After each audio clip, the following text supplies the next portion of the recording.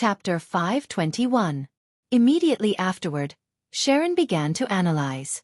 And as far as we can see, our three-party cooperation can cause an overwhelming force to one of them. But if we deal with both forces at the same time, we will inevitably be suppressed by both sides. After all, although we have a large number of servants, if we deal with both forces at the same time, we will have to split up. Whether it's Greece or Rome, I don't think I'm a pushover, so I think we are likely to suffer losses. Wu Ming nodded. Sharon was right. If Wu Ming was not included, it could be calculated like this. The leader of the Celts, Maeve, had 3 servants: Finn, Dilmaud, and the unknown Indian servant. Needless to say, Maeve and the other Celtic servants were not weak. Although Silent Wonder had never seen the Indian servant before, he knew that the Celts were quite powerful since they were related to Rama. The American forces only had 3 servants, needless to say. The leader Edison was very weak, and Helena could only be an auxiliary mage. The two's combat power was not high, only Garna was strong, so they did not dare to act rashly. The leader of the lone servant force could be said to be Godotzi, and there were a lot of servants: Matthew, Achilles, Sharon, Geronimo, Robin Hood, Billy Boy, Kyoheim, Elizabeth, Spartacus and Rama. As for Tamamo no Mae, she was temporarily assigned to the lone servant force. Although they had the largest number of servants, there were not many who had strong combat power. Strictly speaking, only Achilles, Sharon and Rama had first-line combat power, and the rest, whether it was Geronimo, Robin Hood, or even Billy Boy, they were not strong.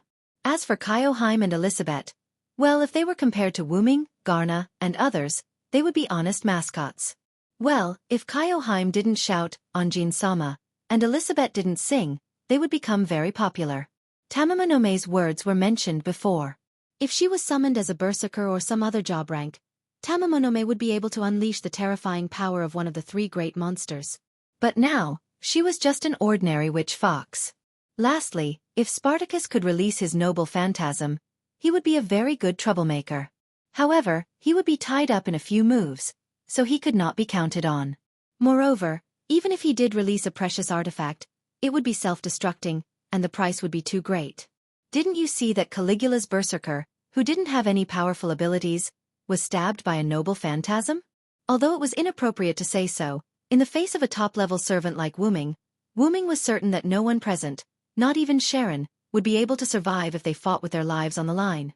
Although it seemed like Wu Ming was a little arrogant, unfortunately, this was the truth. Karong is right.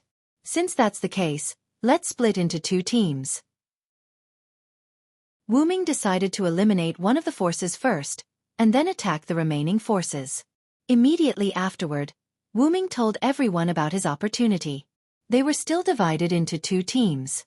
The first team was led by Sharon and Geronimo. Robin Hood, Billy Boy, Kyoheim, Elizabeth, plus Edison and Helena, a total of 8 people. Their task was to go to the Roman camp and use all kinds of tricks to distract the Roman forces. The purpose was to delay the Roman forces and have no time to deal with the Greek forces.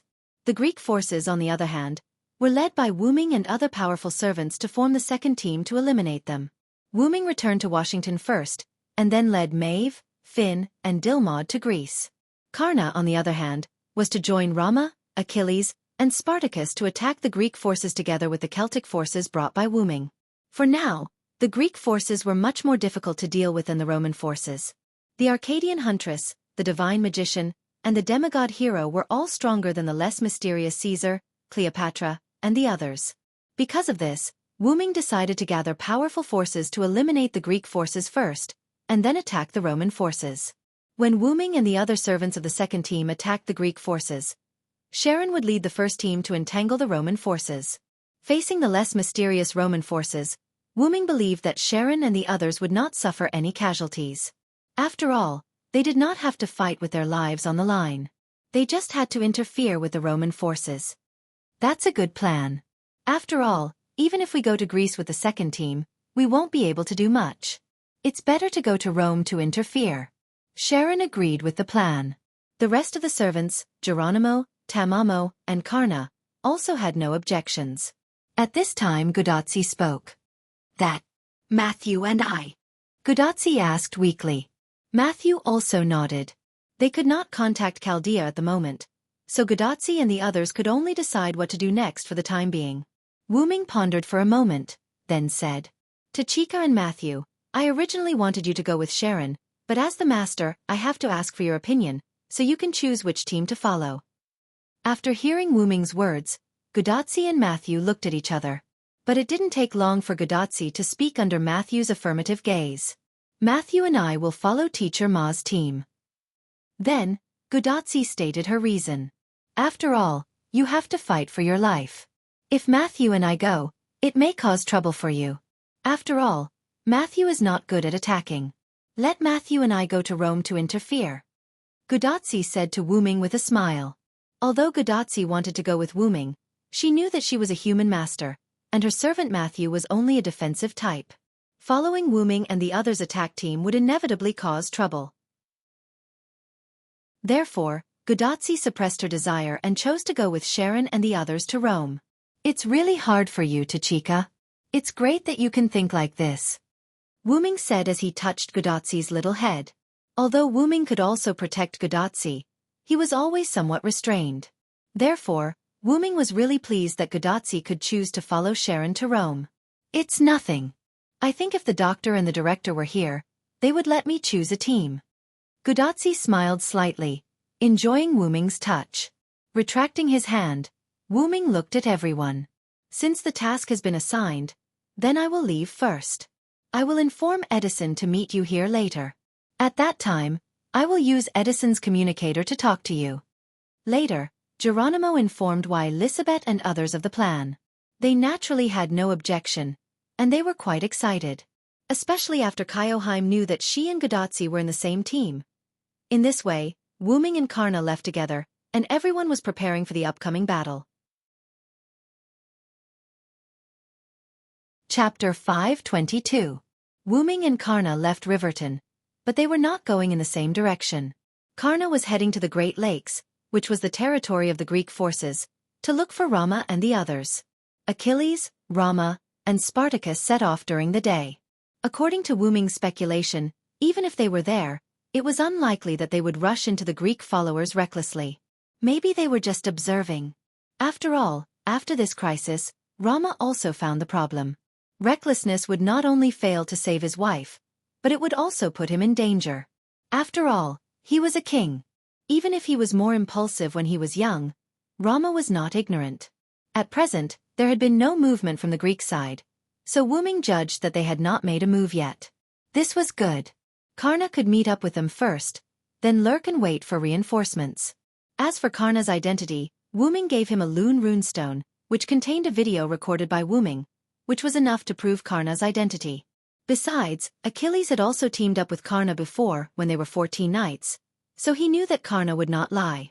Therefore, Wu Ming was not worried about Karna's identity. In this way, Karna headed toward the northeast. Wu Ming, on the other hand, went south, preparing to use his assassin behavior to pass through the gap between Greece and Rome and return to Celtic. Coincidentally, although it was daytime when Wu Ming and the others attacked Jiro City, it was almost dark when they arrived at Riverton. The night was suitable for Wu Ming to sneak away. However, Wu Ming thought about it carefully and laughed. Not to mention that it would take too long to carefully rush back. Wu Ming had a portal. Wu Ming had to rely on himself before because he had never been to those places.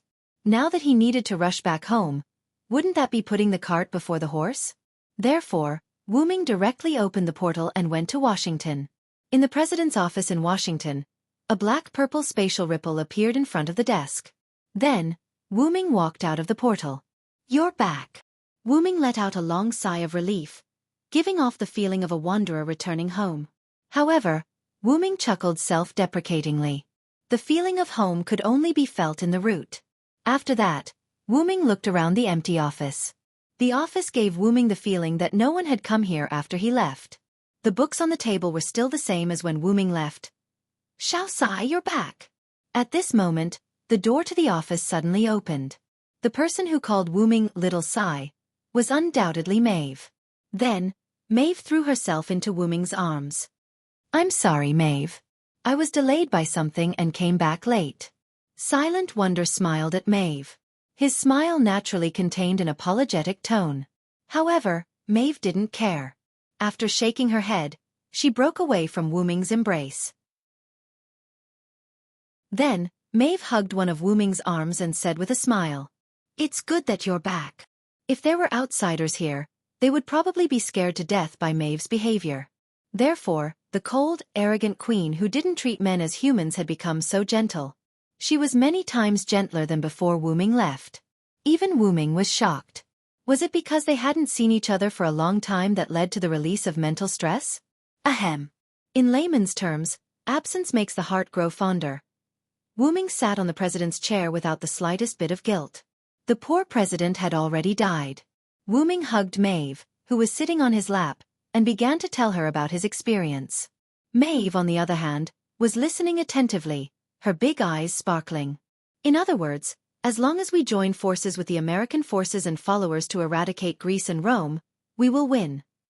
Maeve smiled sweetly. Wu Ming nodded. Then he asked Maeve a little strangely, "Maeve, why are you so happy today?" Wu Ming asked. Since she came in, she had been very gentle until now. She was much gentler than the Maeve from a few days ago. Of course, she was still not as gentle as an ordinary girl, but this was not easy for Maeve. You can't expect a queen to be gentle. This was already a very gentle level for Maeve. Facing Wu Ming's puzzled question, Maeve hugged Wu Ming's neck and looked at Wu Ming's face and said happily, "Because Sai took off her helmet." When Maeve said this, Wu Ming realized that he didn't wear his helmet anymore. No one knew when it started, but Wu Ming had taken off his helmet and maintained the appearance of only wearing white armor. Wu Ming would only close his helmet during the battle, but once the battle was over, he would take it off again. Although Wu Ming was used to it, Maeve was not. She had never seen Wu Ming's true face in this singularity. Of course, it didn't mean that Wu Ming covered his true face to make Maeve suspicious. After all, no matter who it was, if their lover always covered their face with a mask when they were with their other half, the other half would be very depressed if they couldn't see their lover's face. "So, I won't wear a helmet in the future. How about that?" Without apologizing, Wu Ming asked with a smile. With the relationship between the two, there was no need for an apology. "Yeah, but no matter what, I like little Sai." Maeve gently leaned in Wu Ming's arms and enjoyed this moment of peace. Wu Ming gently patted Maeve's back and enjoyed a moment of peace with Maeve. Sure enough, Maeve is actually just a little girl who lacks love. After a moment of tenderness, Wu Ming and Maeve left the office. After all, there was no time to lose.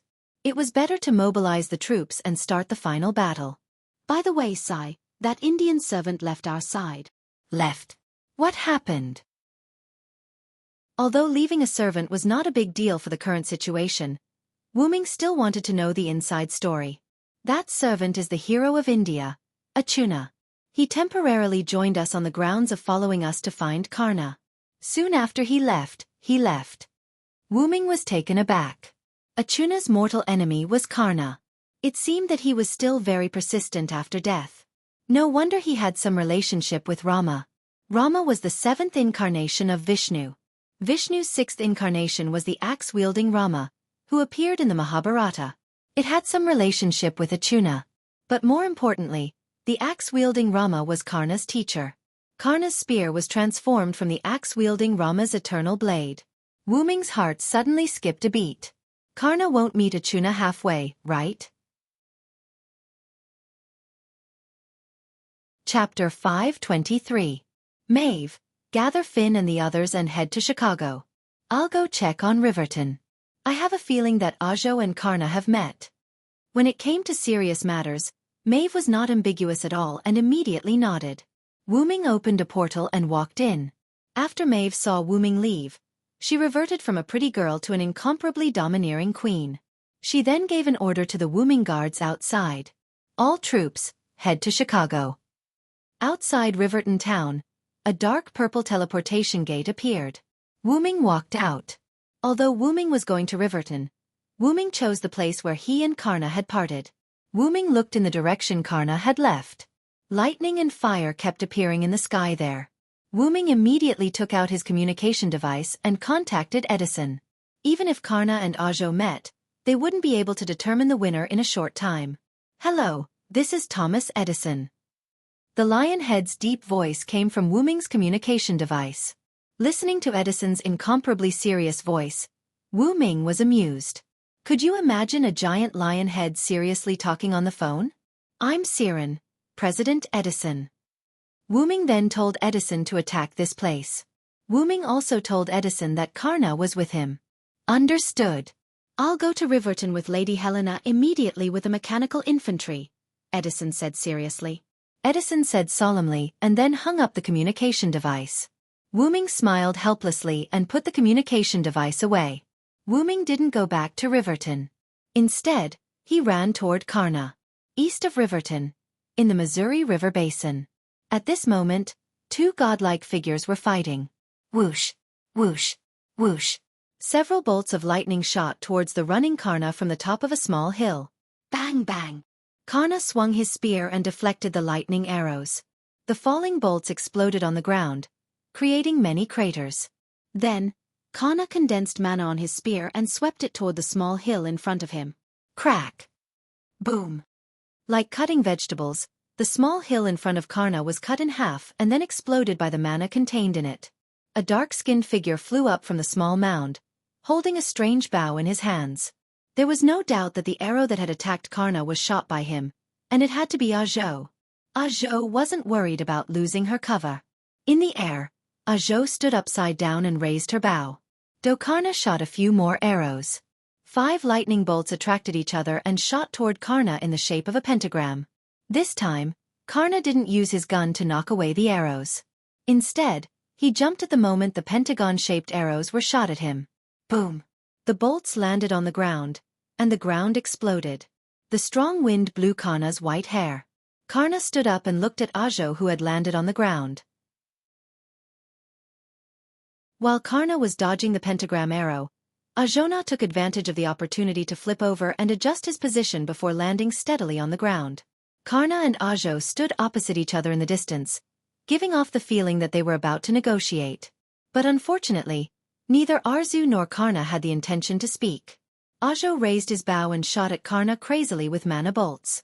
Karna, on the other hand, sprinted toward Ajo, swinging the indestructible blade in his hand to deflect the arrows.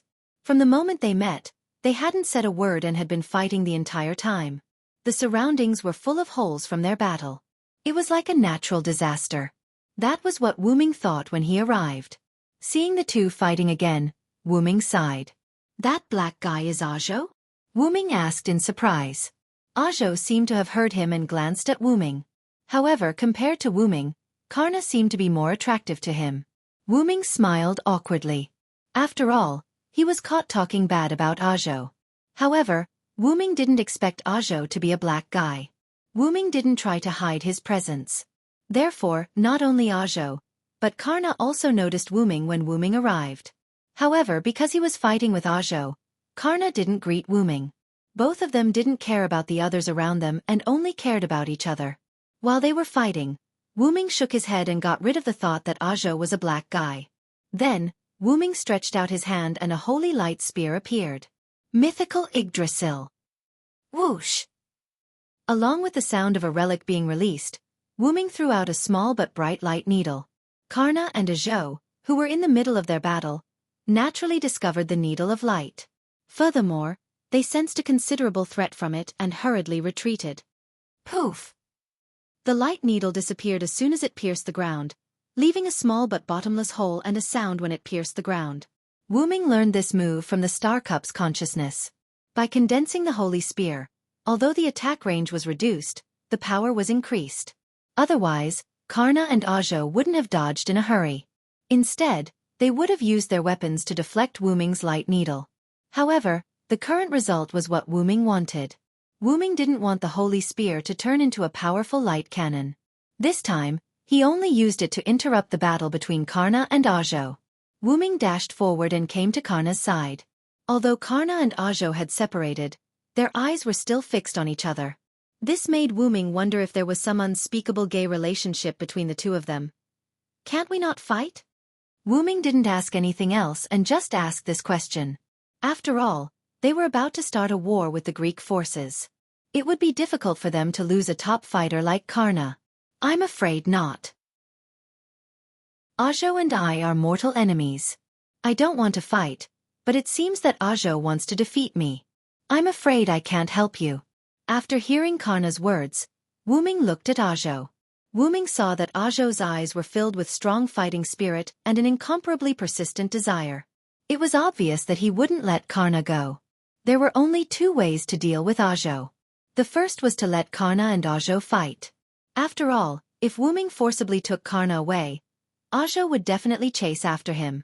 Since Zhou could join the Celtic side because of Karna, it wasn't impossible for him to join the Greek side because of Karna. The Greek side would definitely warmly welcome a powerhouse who only wanted to fight Karna. While Wu Ming was thinking, Zhou was already impatient. What? You want to fight 2 against 1? Even if that's the case, it doesn't matter. Fight me, Karna. Chapter 524. After Zhou finished speaking, she released her magic in a very imposing manner, causing the surrounding ground to crack. At this moment, Wu Ming finally had a chance to size up Zhou. Although his skin was dark, it revealed an incomparably healthy luster. Dressed in blue and white Indian Brahmin aristocratic clothes, this dark young man was full of character. Plus, he had a cold expression on his face. Wu Ming believed that ordinary girls in the modern world would definitely be smitten by Zhou. Wu Ming looked at Karna as if he had suddenly realized something. Was it because Karna was fairer than Zhou that Zhou was so stubborn about fighting him? I feel like you're thinking about something very rude, Karna said indifferently without even looking at Wu Ming. You're overthinking it, Wu Ming replied awkwardly. Of course he was joking. Wu Ming could understand why Zhou was pestering Karna. They were evenly matched, but because the opponent was in a difficult situation, Zhou, who had once sworn that he would not attack the opponent when the opponent was in a difficult situation, made his move. Even though Zhou's guidance was involved, in the end, Zhou still shot the arrow himself. That was the arrow that ended Karna's life, and also the arrow that would make Zhou suffer for the rest of his life. The hero Zhou had actually wanted to kill his archenemy in a murderous manner. That was too degrading. Although justice always belonged to the victor, Zhou still felt uneasy. Therefore, after turning into a heroic spirit, his wish was to fight Karna and defeat him with his own strength. Wu Ming had also thought it through. Let Karna and Zhou fight. After all, even if Wu Ming took Karna away, they would still end up fighting in the end. As for killing Zhou with Karna, Wu Ming had thought about it before, but first of all, it was inhumane, and second of all, this place was neither close nor far from Chicago. It would cause trouble sooner or later. Then, Wu Ming opened a portal. After exchanging a few words with Karna nodded. Then, he glanced at Zhou and walked in. Karna, don't even think about escaping. Zhou roared angrily. Don't worry, Achuna. Karna only left the Missouri River basin. He only went to the northwest of the Cordillera Mountains. After all, there are few people there. You won't be disturbed. Then, Wu Ming moved the portal and pushed it in front of Zhou. You can find Karna again through this portal. Of course, you can choose not to trust me. The choice is yours. Wu Ming smiled, indicating that he meant no harm. However, in Zhou's eyes, this smile was extremely evil. He was having a good fight with his opponent, and you sent his opponent running away as soon as you arrived. Now you're even smiling. No matter how you look at it, it's a smile that's asking for a beating. Unfortunately, Wu Ming's charm wasn't as great as Karna's. Zhou merely looked at Wu Ming deeply and then entered the portal. Of course, Wu Ming wouldn't play any tricks. At this moment, Karna and Zhou were indeed in the northwest of the Cordillera Mountains. Then, Wu Ming took out his communication device and sent a message to Edison. Karna and Zhou are fighting to the death in the northwest of the Cordillera Mountains. You must avoid that place. Pass through Denver from the south and meet up with Chaldea's master in Riverton. After a while, Edison sent back a message. Putting away the communication device, Wu Ming took Karna's place and continued running toward Chicago. Let the two of them fight it out. By the time the victor is decided, Silent Wonder would have collected all 4 holy grails. The sun set in the west, and night gradually fell. Des Moines, a town on the Mississippi plains that was neither too far nor too close to Chicago. Because of the war, there weren't many people in the town. Also, because the sun had just set, there were only a few passers-by on the road. They all had bitter expressions and frowns. Some of the houses were damaged, and some were directly abandoned. No one cared about them. However, because this place was under the influence of Greece, It was relatively peaceful. Suddenly, a green figure flashed past like a shooting star. This made one of the passers-by wonder if he was hallucinating because of his long-term nervousness, or if he had run into a ghost. Although the sun had just set, it was still considered night. Not wanting to think about it anymore, the passers-by quickened his pace and left. In every abandoned house in Des Moines, a red-haired young man stood in a house without any light, looking out the window from time to time. This person was Rama. Following the appearance of a green figure, Achilles appeared in front of Rama. "How is it?" Rama asked. "I've found out. Those people have all gathered in Chicago because of a big hole in their spaceship. They haven't moved yet," Achilles said, rather displeased. "Speaking of which, we should just attack them directly. Is there a need to be so cautious?" Even Spartacus, who had been trying to attack Rama for some unknown reason, was released by Rama for being a hindrance. Well, actually, Rama just let him go with the flow. It would be best if he could affect the Greek side. After what happened before, I understand that if I want to take back Xido, I won't be able to do it rashly. I might even be killed. Rama closed his eyes and explained to Achilles. This was also the reason why Rama asked Achilles to scout for information. But why didn't he go himself? Achilles was the fastest to run. "I deserve to die. However, I can't die. I can't let Xido suffer. I must take back Xido. Before that, I must not die." Rama clenched his fist tightly. The metal gauntlet on his arm made a creaking sound because of Rama's strength. It could be seen how turbulent Rama's heart was. As expected, I still don't know anything about love. Can't we just fight our way through the enemy? Achilles pouted and complained. Even so, Achilles still followed Rama's instructions to scout for information. Sharon had told him that Achilles must listen to Rama's instructions and not charge into the enemy's base alone. As a teacher, Sharon naturally had ways to make his disciple obedient. After all, this was the talent of a teacher. After that, Achilles could only grumble helplessly before following Rama over. If that's the case, then what should we do next? Achilles dug his ears and asked Rama. "Attack." Rama paused for a moment and said, "Ha." Achilles suspected that there was something wrong with his ears. Otherwise, there was something wrong with the young king in front of him. Achilles thought, "You must be kidding, brother." Chapter 525. Without paying attention to Achilles' expression, Rama explained the reason. "At present, there is no monkey army to help me. The only servants who can fight are you and me. Therefore, attacking is the most reliable method at present." Rama said sadly.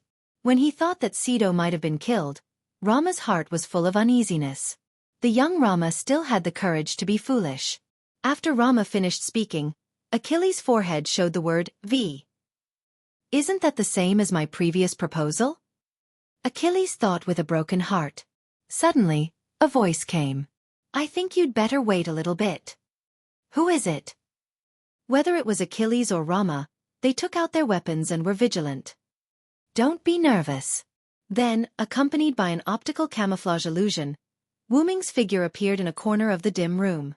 Wu Ming said that the technology of the Mecha clan was still useful. "It's you." Achilles was quite upset. Then he put down his meteor lance. "The Celtic Saint King." Rama was surprised, but after seeing that it was Wu Ming, he calmed down. After knowing that Wu Ming was also a king, although it was a pirated version, Rama's impression of Wu Ming became very good. Of course, a good impression was a good impression, and the fact that Wu Ming injured him could be forgiven. However, Rama still remembered the crime of negligently allowing his men to imprison Xido. Although they reconciled, they still had to remember the grudge. This was the young King Rama's decision in the face of Xido's matter. Rama, who was like a child throwing a tantrum, was not noble. As long as it concerned Xido, then Rama would not give in. "Why did you come here alone? Where is the master of Chaldea?" After all, he was also Rama's savior, so Rama naturally cared about him. "Don't worry, Edison has agreed to join forces with us. On the way back, we have joined forces with Karna to eliminate the Shitendaji who had gathered in Japan." Then, Wu Ming briefly explained to the two of them why Karna was a member of the United States, what they had been doing during this period of time, and their next plan. I didn't expect Lancer to join Edison's camp. Life is really unpredictable. Achilles sighed. In the previous memory, they were clearly teammates, but in the end, they became enemies again. But in any case, because of the alliance, they became teammates again. That person is a hero who gave alms. It's not strange for him to have such decisiveness, Rama said calmly. Although he and Karna did not come from the same story, Rama knew quite a bit about the hero who gave alms. But I didn't expect the heaven-bestowed hero Azhou to appear at this singularity. Rama shook his head. Because of Wu Ming's explanation, the two also knew that Azhou had been fighting Karna all this time. They both sighed with emotion. Not only did Rama temporarily lose a combat power, but he also sighed that these two old enemies who loved and hated each other could appear at the singularity at the same time. That's why this is the Holy Grail. Such a miracle can also happen. Achilles smiled softly, thinking about how he and Sensei appeared together. After hearing Achilles' words, Wu Ming smiled. Because of this, Rama, you can also meet Sido at this singularity, just like Karna and Azhou. These were all miracles brought about by the Holy Grail. Rama did not deny it at all and nodded seriously. Although I still can't meet Sido, as long as I know that she's still on this continent, I feel extremely at ease. Because Rama intervened in the Battle of the Monkeys and killed the enemy monkey, the dead monkey's wife put a curse on him. Even if you take back your wife, you can't really meet her. Because of this parting curse, Rama and Sido were separated again in the end, and it was a separation of life and death. This curse still accompanied the two. As long as they were too close to each other, one of them would gradually become weak, faint, and lose power until one of them left. Even if there's a curse, I will definitely find Sido. Rama said angrily. Even with such a curse, Rama still pursued Sido without hesitation, even if it meant death. If that's the case, then you should listen to me and wait for a while. During Wu Ming's explanation, he also told the two of them about the joint attack of the American forces, the lone follower forces, and the Celtic forces on the remaining two forces. If that's the case, I can wait.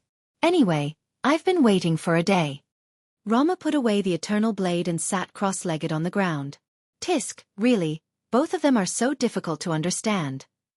Achilles complained as he walked to another room. Wu Ming smiled helplessly, although he asked Romoti, "By the way, why didn't I see Spartacus?" Wu Ming found Rama and Achilles through mana perception, but Wu Ming didn't find Spartacus' mana in the surroundings. Could it be that he was already killed? Wu Ming thought mischievously. That traitor, I have already banished him. Rama answered Wu Ming rather unhappily. Banished? Could it be that Spartacus was attracted by the king follower and attacked Rama, but was then driven away by Rama? Wu Ming looked at Rama's rather unhappy expression and thought that it must be so. Forget it, I'll go find him. I don't want him to ruin my plan. After that, Rama and Achilles continued to stay in Des Moines, while Wu Ming left and embarked on the path to find the traitor. Although Spartacus' dexterity was D, even so, he was much faster than ordinary people. Therefore, he must hurry up and find him. If he was discovered or even captured by the Greek forces, although it wouldn't cause a big impact, he was afraid that he would be used against Wu Ming and the others. First of all, Wu Ming looked for traces of Spartacus near Chicago. Of course, Wu Ming activated the Triumph armor and the assassin mode, so it wasn't easy to find him. Then he found some traces of Spartacus. Could it be that he was really captured? Wu Ming said helplessly. At this time, Wu Ming suddenly found another mana, which was the mana of someone Wu Ming had seen before. Does this mean that he wants me to go there? Wu Ming felt that the other party didn't have the slightest trace of concealment. He speculated that the other party was trying to attract him. Not afraid that it was a trap, Wu Ming quietly moved toward that place.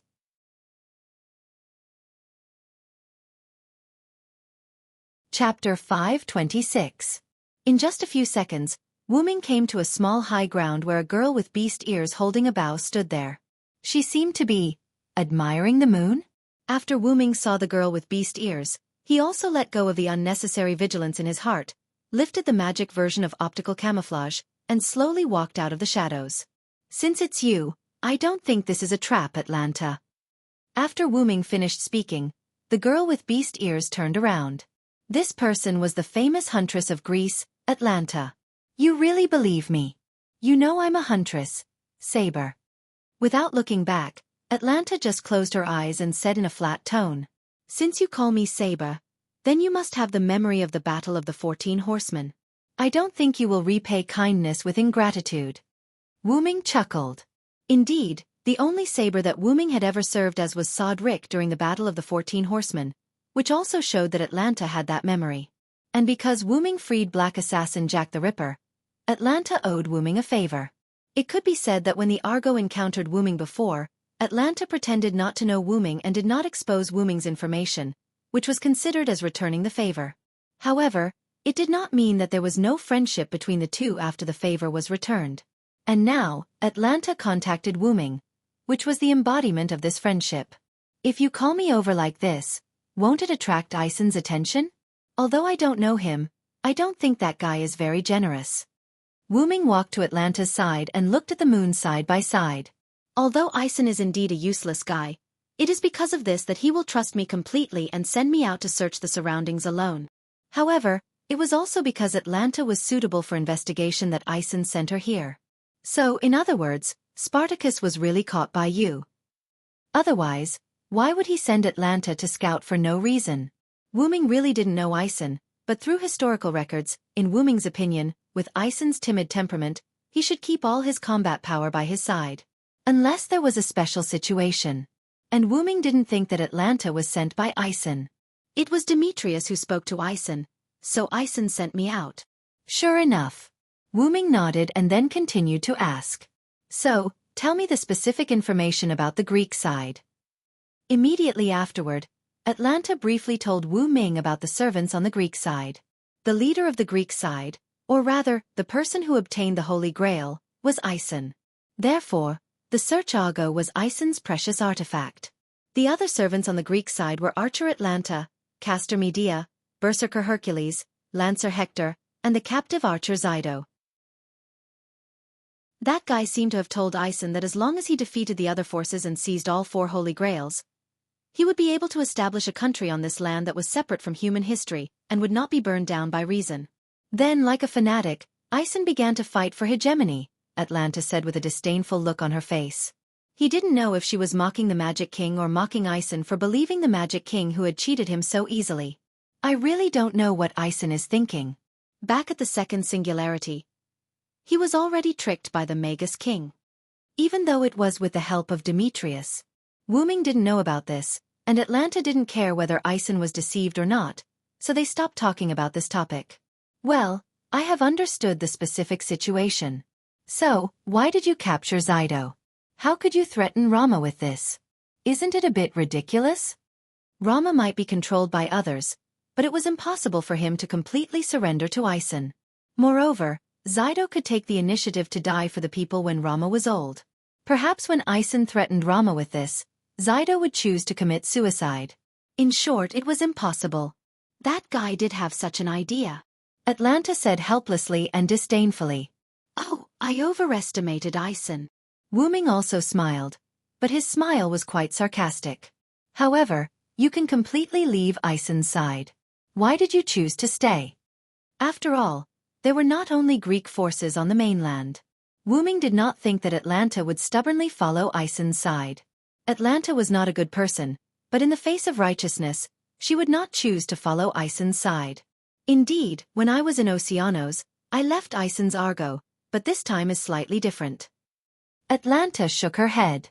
"As a person who once participated in the Argo, when I was summoned by Aisen using the Holy Grail, I was bound to his Argo. I can't leave this side." To put it simply, there was a master who didn't have a command seal. But this is not the whole reason. The main point is that Aisen has a way to summon the demon god pillar. Wu Ming frowned. Shitendaji, who held the Holy Grail, also summoned the demon god pillar. Could it be that servants with the Holy Grail could summon the demon god pillar? Then could Maeve, who held the original Holy Grail of the Singularity, also be able to, using the Holy Grail, you can use a servant's spiritual base to summon a demon god pillar, but the summoned demon god pillar is more like a possession than a summon. Atlanta continued. Possession? That is to say, the demon god pillar needs to devour a servant to be able to descend? Wu Ming remembered the Judge Haim who appeared when he defeated the demon god Shitendaji. He was afraid that the other party used the Judge Haim's spiritual base to summon the demon god pillar. Wu Ming's guess was right. Shitendaji used the unconscious Judge Haim as a medium to summon the demon god pillar. Because he used the Judge Haim's spiritual base, Shitendaji did not lose consciousness. She used the Holy Grail to split her consciousness in advance, and with the death of the main body as a trigger medium, she used the Judge Haim to summon the demon god pillar, and then fused a trace of consciousness in the Holy Grail with the demon god pillar. This was also the reason why the demon god Shitendaji made the sound of the demon god pillar and Shitendaji. Then, Aisin captured Sido. This is also the reason why Aisin captured Sido. If Sido can't make Roromo submit, then it means that he is useless. Naturally, he can use Sido to summon the demon god pillar. Atlanta's eyes were evil, as if she was ashamed to be in the same force as Aisin. This is the most important reason why I didn't break away from the Greek forces. Chapter 527. Compared to breaking away from Greece, isn't it more suitable for you to lurk as an undercover agent? Wu Ming said for Atlanta. Atlanta nodded and then continued. Because I don't know how to be an undercover agent, I can be regarded as working for Aisin wholeheartedly during this time, whether it's capturing Sido or obeying orders to kill other servants. That was also the reason why Atlanta did not hesitate to place a noble phantasm on Wu Ming. Since the Argo was destroyed by your shot, Aisin has been keeping the Argo in Chicago for the past few days and embedded the Holy Grail in it. With Demetria's help, the Argo has become a Grade A+ noble phantasm. It's more than enough to withstand the attack of a Grade A noble phantasm. Wu Ming smiled when he heard this. He was afraid that Aisin was frightened by Wu Ming's shot, so he installed the Holy Grail directly on the Argo. However, because the Holy Grail was transferred from Chicago to the Argo, the Dragon Teeth soldiers could not be automatically mass-produced. These days, the Dragon Teeth soldiers were made by Demetrius herself. Not only the quality but also the quantity has decreased a lot. In several battles with Rome, we can be said to be at a disadvantage. Wu Ming suddenly realized that the Holy Grail still had a lot of drawbacks. It could not mass-produce soldiers on the Argo. But because of this, Aisin let me, Hector, and Hercules go to the battlefield together. We killed Julius Caesar and Cleopatra. At present, there are not many Roman servants left. Hearing this, Wu Ming's eyes lit up. This can be regarded as reducing the burden on us. Immediately afterward, Wu Ming told Atlanta about their plan to unite the three parties. I didn't expect you to be able to do this.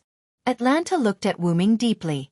Becoming the king of the Celts, destroying the Japanese forces, joining the American forces, and attacking Greece and Rome with the lone servant forces led by Master Chaldea. This really shocked Atlanta. If everything goes well, I'm afraid this singularity will be the fastest to solve among these singularities, Atlanta said thoughtfully. Atlanta herself had appeared at the second singularity before, so she naturally knew how quickly Godotzi had saved the singularity. Based on this, he speculated that the other singularities should be similar. Indeed. Counting from the time Li Xiong and the others entered this singularity, I'm afraid it hasn't even been a week. Although Wu Ming did not know how long it took Godotzi to solve the previous singularities, Roman had told Wu Ming that it had been more than half a year since the anthropogenic fever. In other words, on average, it would take more than a month and a half to deal with a singularity. If all went well, Godotzi would be able to resolve the singularity in less than a week. That was quite fast. While Wu Ming was thinking, Atalanta paused and spoke. By the way, is it okay to tell me about your chances? Atlanta meant nothing more than, in case I'm a spy and deceived you, or accidentally leak your information. However, Wu Ming chuckled and shook his head. It doesn't matter even if you are exposed. After all, our plan is considered an open conspiracy. Godotzi and the others' first team went to Rome. They did not expect to eradicate Rome, but it was enough to hold them back. Wu Ming and the others' second team would attack the Greek forces head-on. Before the attack, the Greek side would definitely notice something, so it did not matter if they were exposed or not. What's more, I don't think Atlanta is that kind of person. I believe that Atlanta, who loves children, no matter how her appearance changes, her inner heart is incomparably beautiful. With that said, Wu Ming reached out and touched Atlanta's beast ears.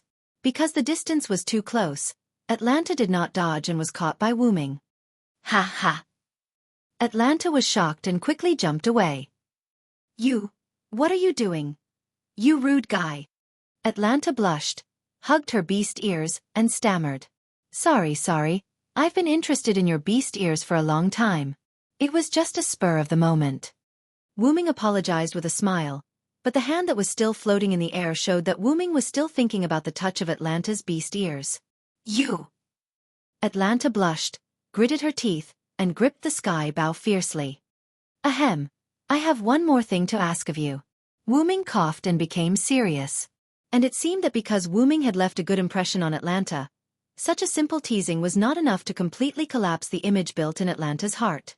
Atlanta touched the beast ears on her head, calmed her face, and nodded. But it was still very popular. Immediately afterward, Wuming made 2 runestones on the spot in front of Atlanta. But the runes on the runestones did not look like Lune runes. Immediately afterward, Wuming handed the 2 runestones to Atlanta. Hide these 2 runestones close to your body. Don't let Demetrius, the god magician, find them. After all, Konagami magicians weren't the same as those weak magicians of modern times. Seeing Wuming's solemn face, she quickly took it and nodded solemnly. Then, because of the physical contact when she took the runestones, Atlanta blushed again. Even the night could not cover it. After all, there was moonlight. And with the pretentious serious expression, Atlanta was very cute at the moment. However, Wuming also knew that it was business, so he did not tease Atlanta anymore. When Ison wants to use the Holy Grail to summon the demon god pillar, just pour your mana into these 2 runic stones. If possible, the closer you are to the Holy Grail, the better. Of course I won't force you. Wuming instructed in a joking manner. I know. If there is nothing else, I will leave first. After Wuming nodded, Atlanta took 2 steps, but for some reason, she stopped again. By the way, Demetrius may have become the master of Spartacus. You know his noble phantasm. That self-explosion is not a joke. After all, Wuming and Atlanta both had memories of the battle between the 14 knights.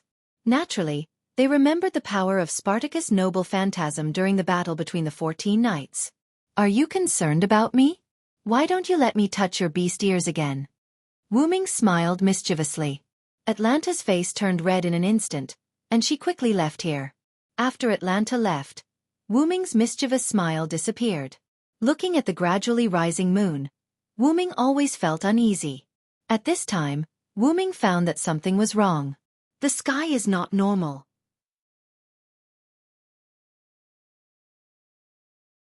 Chapter 528. People said that waiting was the longest, but it was not the case for the servants. After putting away the communication device with Edison, Wuming went to the window and looked at the moon. At that moment, the moon had reached the western sky. It should be 2 or 3 o'clock in the morning. Edison told me that they have met up with Tachika and the others and set off for Rome. Wuming said to the shadow behind him. Rama and Achilles came out from the shadow. Finally, it's going to start fighting. It's very uncomfortable to be here all the time. Achilles bit the bristlegrass that he found from God knows where. I'm just as upset as you are. As long as I think about fighting side by side with the Celtic servants, my heart is extremely irritated. Rama put one hand on the eternal blade on his waist, and the other hand clenched his fist. Wuming knew what Rama meant. The enemy who imprisoned his wife was now going to rescue his wife with the enemy. Rama's heart must be quite restless. After all, Rama and Wuming had reconciled, but he did not reconcile with the other Celtic servants. It could be said that if it were not for Wuming's repeated advice and a hint of pleading, Rama, the childish king, would definitely not agree. This time, I'm giving you face. Remember this, humph. Rama snorted and turned his head. I think you're doing this for the sake of saving your wife, of course. That sentence could only be thought. Wuming did not dare to say it out loud. Otherwise, who knew what kind of trouble this young king would cause? So when will the Celtic servants arrive here? Achilles asked. Wuming smiled slightly. They have arrived. The moon was covered by clouds, and the earth fell into darkness. On the eastern plains outside Chicago, a large shadow moved toward Chicago with the help of the darkness. Atlanta stood on the city wall, her eyes focused.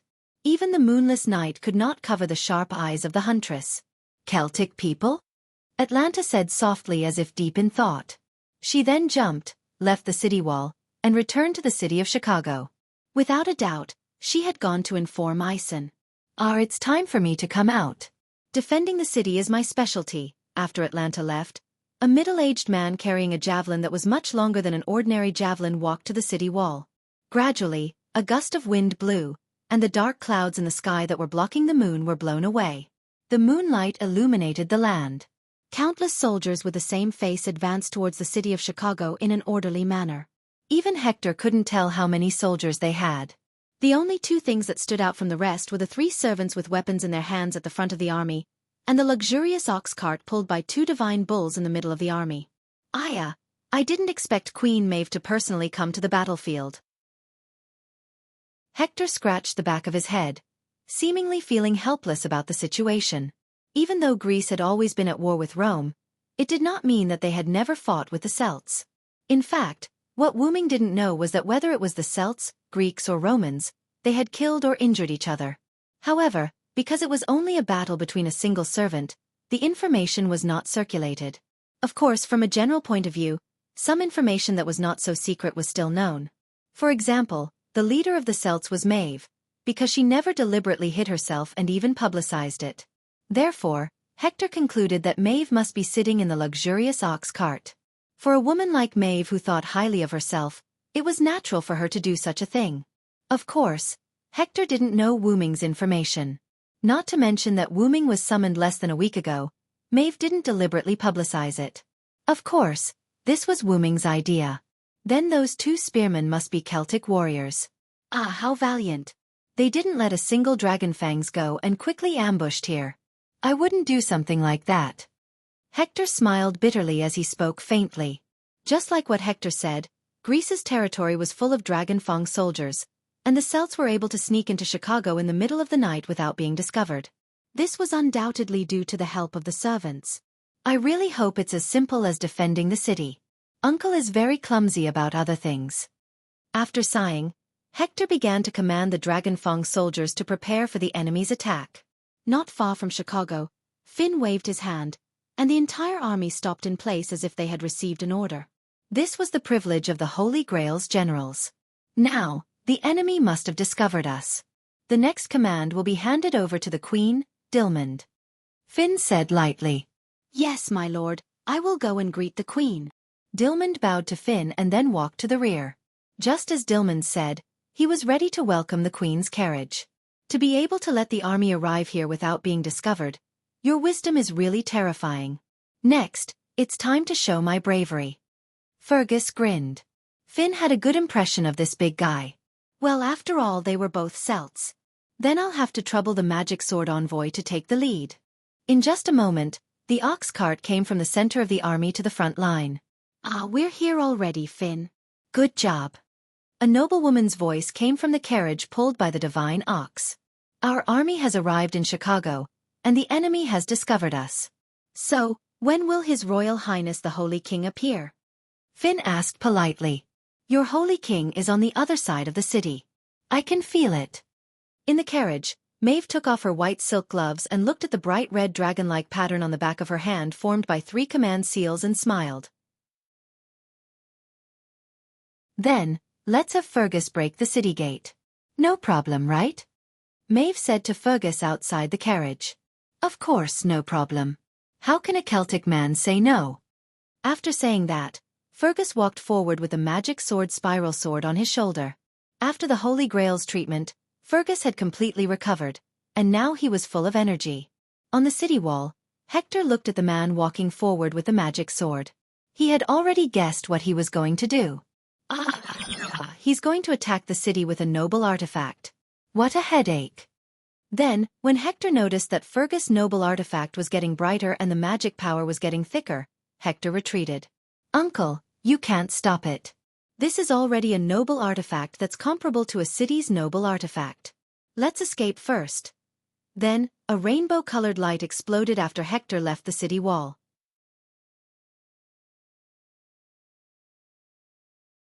Chapter 529.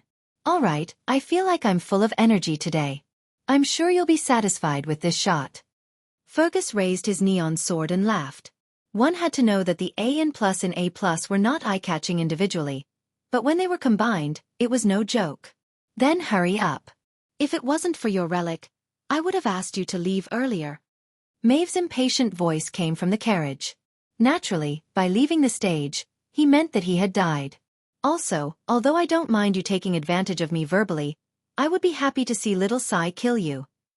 Oh, my apologies, Your Majesty. Don't worry, I'm sure His Majesty will be satisfied with this shot. I hope so. Maeve's lazy voice sounded. The neon sword in Fergus's hand began to glow. Fergus stabbed the neon sword into the ground. Khaled Balg. In an instant, a rainbow-colored light extended from the neon sword to the city walls of Chicago. Boom! In an instant, a rainbow light burst out of the ground and blasted the city walls of Chicago. Countless Dragonfang soldiers were directly destroyed and turned into dust. Those Dragonfang soldiers that were lucky enough not to be turned into dust were also scattered into small pieces of bone. Ahahaha! This is truly spectacular. Fergus laughed heartily as he raised the rainbow sword. It had to be said that Fergus was really full of energy. After releasing the relic that doubled his power, he was still in high spirits. Finn and Dilmaud watched this scene calmly. After all, this scene was nothing to them. Maeve, who was sitting in her beloved chariot, nodded in satisfaction. Then, she gave an order. Everyone, attack. At this moment, an irrational roar was heard. Asterisk asterisk asterisk asterisk asterisk asterisk asterisk asterisk. On the west side of Chicago, which was the opposite side of Maeve's army, Wu Ming, Rama, and Achilles arrived. When the three of them arrived, they saw the explosion on the east side of Chicago. That's the demonic sword envoy's precious artifact, Rama said. The person who understands a person the best is not his friend, but his opponent. Back then, Rama had fought Fergus to the death for the sake of Cedo. Naturally, he knew about Fergus' noble artifact. That should be the case. Fergus' noble artifact was still vivid in Rama's mind. To be honest, I originally wanted to end that guy directly. At this moment, Wu Ming spoke. Both Rama and Achilles looked over. If there are no restrictions, he will do as he pleases. For a king, this kind of teammate is very annoying. Wu Ming smiled coldly. At this moment, Rama and Achilles finally felt the pressure brought about by Wu Ming. No matter how kind this guy was, he was still a berserker. No matter how close he was to the people, he was still a king. All in all, Wu Ming was not a kind man. He would not hesitate to do things that would bring him enough benefits. However, Wu Ming still had his own bottom line. As the origin dragon, Wu Ming would definitely become 10,000 times more noble than Gaia Alea in the future. He was destined to never be the same as an ordinary person, which was why he treated everything with reason. That was why people often said that the heavens were heartless. Moreover, have you ever seen Wu Ming hesitate or worry when he killed someone? Although it was a pity, why would a human feel sad when he crushed an ant to death? That was the reality. Take Nazalik for example. The people in it were all demons. If it was not for Wu Ming deliberately suppressing them, they would have been destroyed. However, Wu Ming would still not do anything to them. Firstly, they were Wu Ming's subordinates. Wu Ming had mistakenly entered and became the supreme king. Therefore he had to be responsible. Secondly, if there was good, there would be evil. Wu Ming would not purposely punish the evil. Cough cough. However, if they provoked Wu Ming would not mind getting rid of the weeds. Just like Darius who wanted to capture Mei Yu. Other than that, Wu Ming was more fond of humans. Because Wu Ming was just adopted by humans, he was a human for a period of time. Therefore he was more fond of humans. Especially those who were considered good by Wu Ming. If he had the ability, Wu Ming would definitely help. Rick was a good example. Wu Ming specially went to Rick's world and helped the humans to turn the situation around. If possible, Wu Ming still liked to stay with humans. Because the possibilities and emotions of humans made Wu Ming very happy. And Wu Ming wanted to kill Fergus. Well, regarding this point, Wu Ming only wanted to kill Fergus because he had flirted with Maeve before. But no matter what, he is still my subordinate. It is better to keep him alive. Just like that, the topic ended. Let's go. Maeve has already started. We can't fall behind.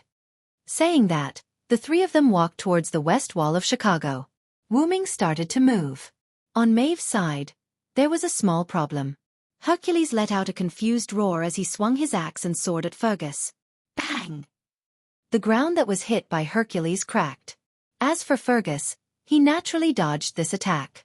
Hey, why are you attacking me directly? You think too highly of me. Although Fergus was still running his mouth, his expression had become serious. Fergus was also holding the neon sword with both hands. Dilmond, be careful. This big guy is not to be trifled with. Finn held his spear and looked warily at Hercules, who had pulled out his axe and sword from the ground. Yes, my lord. Dilmond also raised his red and yellow spears and stood beside Finn. My brave warriors. Maeve didn't even walk out of the carriage. With just one sentence, countless Wu Ming-faced soldiers rushed towards Hercules. However, even if they were strengthened by the Holy Grail, the small fries were still small fries. For a great hero like Hercules, they were basically useless. Hercules roared at the sky. Even if he didn't have magic to release this skill, the roar mixed with magic alone was enough to shock the nearby soldiers to death. Then, Hercules rushed into the crowd of soldiers and began a massacre. At this moment, Hercules could only be described with 4 words. Unparalleled mowing. Ha! Accompanied by a roar, a drill-like spiral sword attacked Hercules from behind. Clang! Hercules easily blocked Fergus' attack with his axe and sword and slapped Fergus away. With the mind's eye skill, Hercules naturally wouldn't be ambushed successfully. This is a little tricky. Fergus stabilized himself as he flew away and broke out in cold sweat. When Fergus was sent flying, Finn and Dilmond also rushed forward. With the two of them together and their flexibility as spearmen, they could slightly restrain Hercules. However, they still couldn't cause much damage to Hercules. Let's release the noble artifact again. With that, Fergus raised his magic sword. However, at this moment, a rather deranged voice was heard. Ahahaha, oppressor! Oppressor! Chapter 530. In the west of Chicago, because Maeve was attracting attention in the east of Chicago, Wu Ming's side was relatively smooth. Nay dash! Achilles stopped his chariot, and the 3 immortal horses that pulled the chariot snorted. On the city wall, there was no one. All of them were Dragon Fang soldiers. Now, these Dragon Fang soldiers had all fallen to the ground and turned into ashes. Even my chariot can't stop them. Sure enough, the small fries are not interesting. There was no doubt that these were all done by Achilles, who had just stopped the chariot. Besides, Achilles also descended as a rider. Achilles' chariot was still too strong for these Dragon Fang soldiers. Or rather, the Dragon Fang soldiers were too weak. What's more, these Dragon Fang soldiers were likely to be made by Demetrius, not the enhanced version of the Dragon Fang soldiers mass-produced by the Holy Grail. Immediately afterward, Wu Ming and Rama got off the chariot. The two finally experienced the thrill of racing an ancient chariot. At this time, an arrow emitting turquoise magic power shot over. Bang dash! Rama held the indestructible blade and deflected the arrow with A-level strength. The 3 of them looked at the roof of the house not far away, and Atalanta was aiming her bow here. That is Big Sister. Achilles' expression darkened. After all, when he was in the 14th Rider, he had a good relationship with Atalanta, and Achilles didn't really want to attack Atalanta. Oh really, why are there so many people tonight? I don't have the energy to entertain you all. A voice that was more boring than Roman came. Hector, carrying his long javelin, appeared from the shadows of the city. Hector! This was Achilles' second surprise after Atalanta. He didn't expect it to be someone related to him. In the famous Trojan War, Hector's defense was invincible, and the enemy was defeated. The Trojan side was not far from victory. After that, Achilles went to the battlefield to fight Hector one-on-one. Although Hector broke his immortality, Hector still lost. As a result, the Trojan side gradually lost. It could be said that if there was no Achilles, Hector would not die, and he would not fall into the Trojan horse trap, and the Trojan side would probably win. But there were no ifs, and now, the 2 old rivals of the Trojan War were reunited here. Ah, isn't this Achilles? I didn't think that we would become enemies again. Sure enough, the Holy Grail is really a magical thing. Hector didn't think that he would be able to see Achilles, and he was also shocked. I'll deal with this guy, Achilles said to Wu-Ming and Rama riding on his meteor chariot. Said chariot, but said chariot, said chariot, said chariot, said chariot, said chariot, said chariot, said chariot, he said chariot, and said he said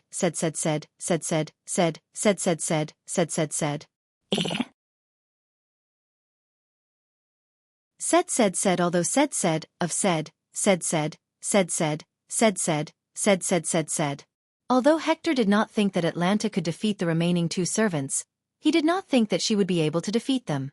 In Hector's opinion, the remaining two servants were not weaker than Achilles. However, Archer Atalanta just nodded indifferently and did not say anything. After Hector left, Rama pointed the undying blade at Atalanta. Then let me deal with this archer, Romo said confidently. Wu-Ming knew that after the mana crystal healed Rama, a huge amount of mana was still stored in Rama's body. Just like how Fergus had an excess of energy after being healed by the Holy Grail, Rama was the same now. Then, under Rama's eager expression, Atalanta put down the bow. Sarand, Ison is preparing to escape. Then, two gasps of surprise came from Wu-Ming and Romo. Ha! Sigh! The southern city of the Missouri River Valley, Alexandria, camp of the Roman forces. Romulus looked at the Roman soldiers who were fighting against the incoming mechanical troops with a serious face and did not say anything. Lord God. A blonde girl in a white wedding dress walked to Romulus' side. It seems that the masters of Chaldea have joined forces with the native forces of the United States. Very good, in this way, Rome, will be protected. Romulus nodded and said excitedly. However, Nero did not understand what his god was talking about. My sons, Caesar, Caligula, have left. Now, all of our servants, Rome, have left. Romulus said to the pure bride. Who asked Rome to summon emperors this time? How mysterious would the emperors be? It was expected that they would leave. I will protect Rome until I die, the girl said to the god ancestor in a tone of farewell. My son, if I, Rome, also leave, then destroy the Holy Grail, Romulus said. But, God, isn't that the existence that is suppressing her? If we destroy the Holy Grail, won't she be released? The girl said worriedly. Compared to becoming the demon god pillar, I, Rome, think that we should choose to release her. As he said that, Romulus put his hand on the girl's head. If Rome, is gone, there is no need to stop her. Moreover, she is also on our side, my son Nero. I understand, Lord God. Then they realized that instead of attacking, the mechanical troops seemed to be trapping them here. It seems that something we don't know has happened, my son. My son, welcome them in. In the west of Chicago, the battle between Achilles and Hector caused a lot of magic to explode. It was as bright as the light in the night. However, Wu-Ming and Romulus did not pay attention to that. In short, that archer is actually on our side. Romulus looked at Atalanta, who left, and asked Wu-Ming rather unhappily. He wanted to fight for a long time. In the end, he finally met an enemy that he thought he could fight, but it turned out to be a spy on his side. In short, it's a good thing to subdue the enemy without fighting. Wu-Ming smiled and patted Romulus on the shoulder, indicating that he was more open-minded. Of course I understand that, Romulus said unhappily. Then next we need to wait, right? Wu-Ming walked to the edge of the city wall and said jokingly. We can also watch Achilles fight Hector to relieve our boredom. Wu-Ming showed a mischievous smile. Romulus was speechless.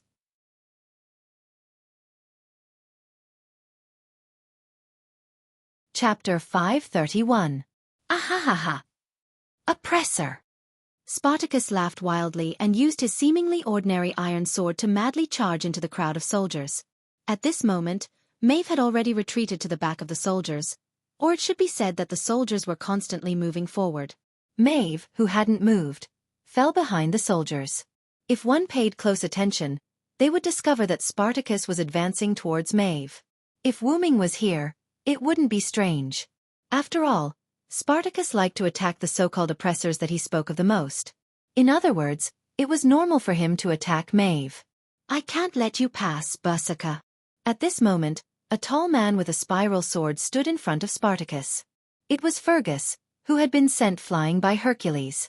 Because Finn and Dilmund had gone to restrain Hercules, Fergus was the only one facing this mad dog. What? Why didn't Maeve make a move? If the Emperor had to make a move, then what was the use of a general? "Are you also an oppressor?" "Ahahaha, oppressor, give me more oppression." Spartacus laughed loudly, no longer caring about the other soldiers, and charged towards Fergus. Although it was very short, Fergus had been a king before, so it wasn't strange that he could attract Fergus' attention. Clank! The magic sword and the ordinary iron sword collided, producing an ear-piercing sound. It was hard to imagine that Spartacus's ordinary iron sword could not break after colliding with the magic sword. Ahahaha! Ahahaha! Spartacus was like a mad dog as he punched Fergus without any pattern. Fergus was a Celtic warrior, a member of the Red Branch Knights, and also wielded a magic sword. Naturally, he wouldn't be at a disadvantage in a fight against the leader of the rebels, Spartacus. If one only looked at his appearance, Spartacus was about to be killed by Fergus. However, Fergus discovered that even if Spartacus' body was seriously injured, this berserker was getting more spirited as he fought. No, it should be said that the more injured he gets, the more spirited he gets. TSK, I hate this kind of guy with super high durability. Fergus was rather unhappy. Spartacus' body was already injured. His right arm was almost detached from his body, and there was a big hole in his abdomen and heart by the neon sword. There were many half-meter-long wounds on his body, and even half of his head was smashed in. The wounds on Spartacus' head and heart were the wounds. When Fergus saw that Spartacus was getting more spirited, he directly attacked these two places. However, Fergus didn't affect Spartacus. Fergus even noticed that Spartacus's wounds were healing, and Spartacus mutated? Spartacus, whose body had begun to change, gradually blocked Fergus' attacks and began to counterattack. Berserker can't be killed. Fergus was.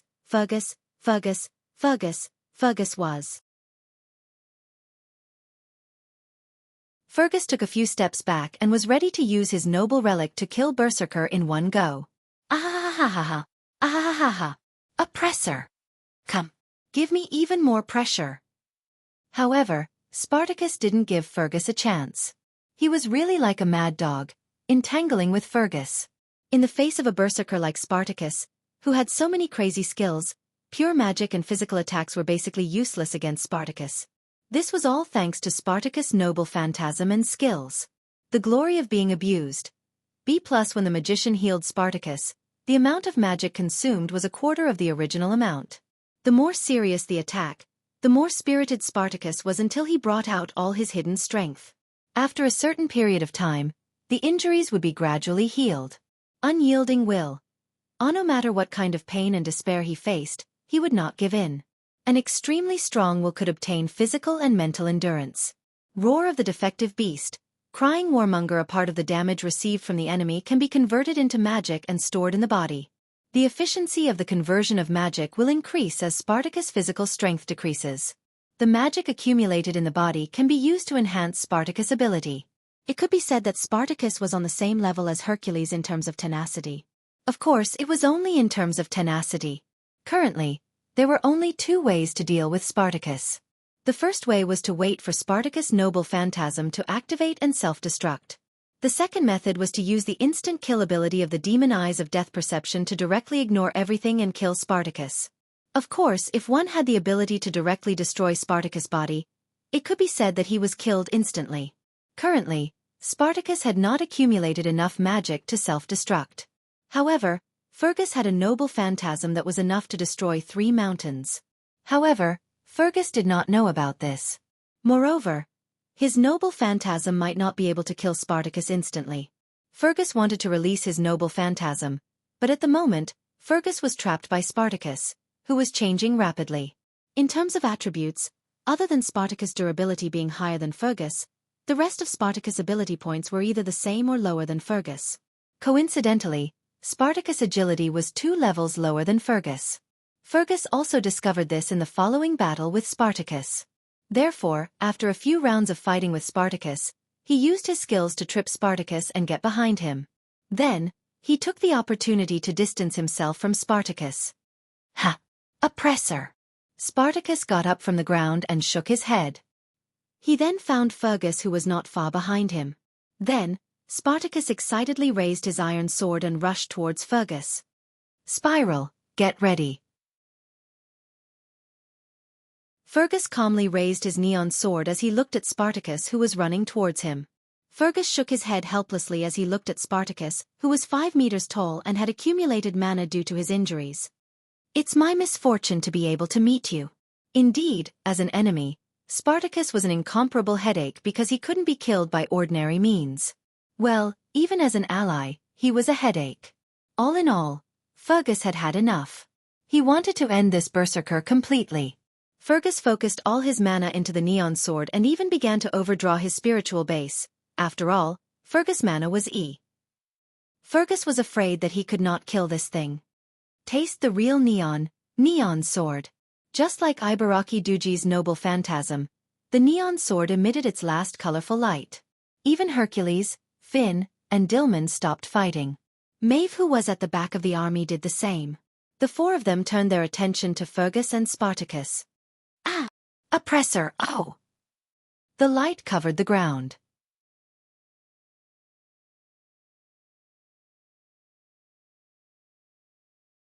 Chapter 532. Boom! The sound of a nuclear explosion came from the east of Chicago, and the storm raged. Wuming and Rama both stabilized their bodies and squinted at the scene filled with sand and dust. After Atlanta left, Wuming and Rama did not really go to watch the classic duel between Achilles and Hector. Instead, they ran along the edge of Chicago toward the Celtic army in the east of the city. In the end, before they could even reach the Celtic army, a violent explosion occurred. The power of the explosion was so great that it even completely destroyed the east wall of Chicago, giving people the feeling that there were no walls in the east of Chicago. Of course, whether it was Denver, Alexandria, or Chicago, there were no such things like ancient walls. All of them were built by various forces during this period of time. Wuming and Rama looked at each other, and the two quickly ran forward. Because of the strong hurricane caused by the big explosion, there was basically no sand and dust around, so the scene could be said to be clear to Wuming and Rama at a glance. In front of the two of them was a huge crater of nearly 100 square kilometers, but because it was too big they could only estimate, but it was definitely more than 50 square kilometers. The depth of the crater was needless to say. The distance between the deepest part of the crater and the ground was about 50 meters, and maybe it was even deeper. Wuming thought that if such a crater fell on Earth, humans would probably end up like the dinosaurs. The ground on the edge of the crater was unusually smooth, and there were no impurities. It was completely the product of the downward compression of the soil by the explosion. In the center of the crater, there was a lake full of water, and the lake water was still rising. East of Chicago was Lake Michigan. At this moment, such a big explosion directly connected this huge crater to Lake Michigan. There were no traces of soldiers or servants on the scene, and Wuming's perception was temporarily disabled. There was no doubt that the army brought by Maeve was directly blown into ashes by the explosion. As for the servants who were fighting here, they were probably in danger. Wuming frowned. He was a little worried about Maeve. Even if the servants were killed, they would just retreat to the martyr's palace. However, Wuming was still worried. Because the air here was full of chaotic magic, Wuming's perception was also disturbed by these chaotic magic. It was not that he could not perceive anything, but the difficulty of perception was greatly increased. This terrible explosion, which powerful servant's noble phantasm is it? Rama said with lingering fear. Even he did not have the confidence to say that he could survive the explosion that covered an area of nearly 100 square kilometers. After all, a servant was much stronger than an ordinary person, but without a defensive noble phantasm or skills, they would also directly leave. If he did not have the golden armor, he would have to use of his noble phantasm. He would have to use his noble phantasm to survive. Of course, if Rama released his noble phantasm, he would be able to survive. Even if he did not die, he would die. He would be dead, at least he would be dead. All in all, if that was really the case, Rama would definitely not feel good. After Rama finished speaking, Wuming sighed. I'm afraid that except for Maeve, all the servants present have left. After all, this explosion was in the Celtic army. Not to mention that the army was completely wiped out, Wu Ming still could not find any servants. As for why Wu Ming knew that Maeve was fine, it was because Wu Ming was worried about her. Wu Ming's master was Maeve, so naturally, there was a contractual connection between them. Wu Ming naturally knew whether Maeve had left or not. Previously, by relying on this connection, Wu Ming knew that Maeve had come to Chicago. Suddenly Rama said, "What is that?" Rama pointed to the lake below the giant pit that was still rising. Wu Ming followed Rama's gaze. In the middle of the lake, a large rock that was emitting red light floated up. However, Wu Ming always felt that the stone with red light was so familiar. Oh my God, that was not a stone with red light. It was clearly Hercules who was activating the 12 trials, God Hand. It was said that Spartacus was difficult to deal with, but compared to Hercules, it was simply insignificant. Hercules's 12 trials, God Hand, could be said to be a real resurrection. Even if his head was chopped off or his whole body was crushed, as long as the noble phantasm was activated, Hercules's whole body would be like steel that was just out of the furnace, emitting red light and began to reconstruct his body.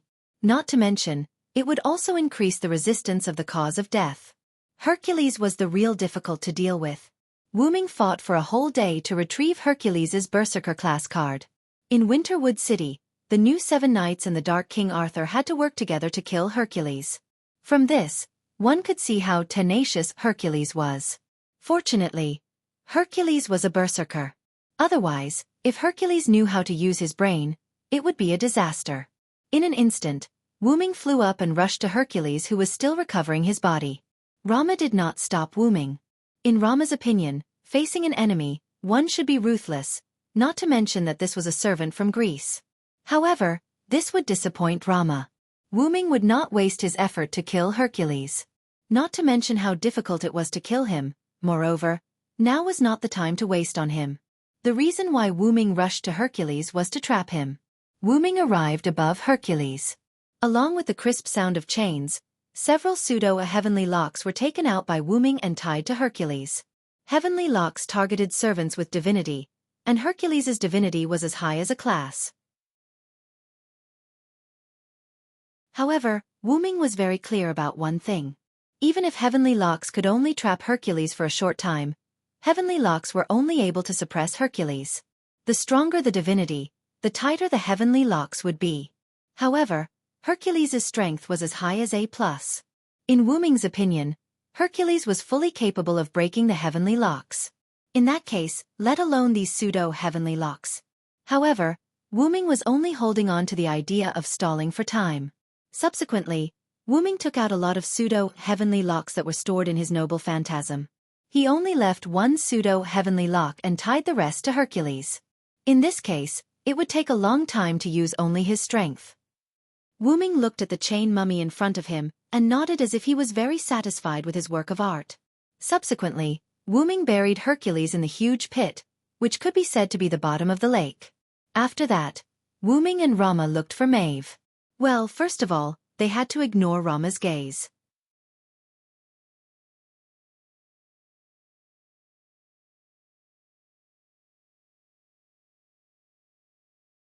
Spartacus had transformed into a 5-meter-tall monster. Moreover, he was still transforming into a monster. Fergus decided to activate his relic immediately. Then, Spartacus exploded. Wu Ming shook his head bitterly.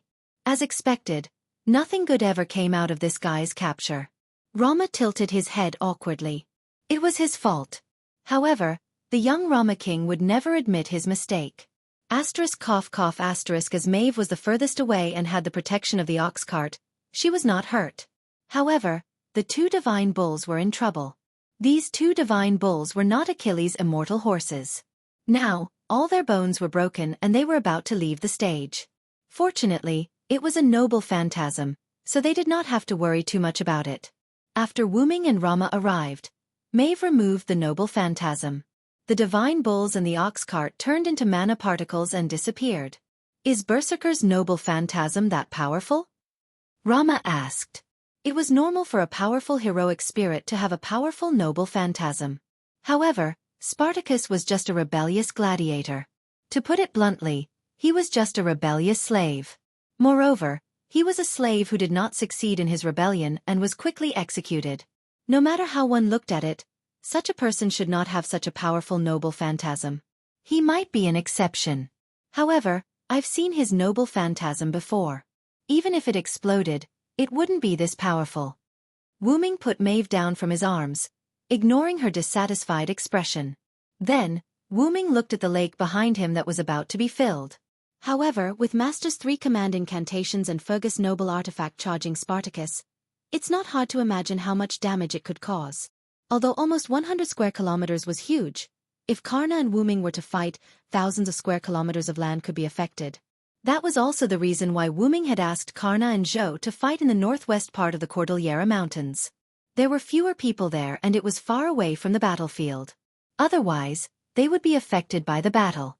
Command spells. Noble phantasm charging. Rama and Maeve repeated Wu Ming's words. That's right.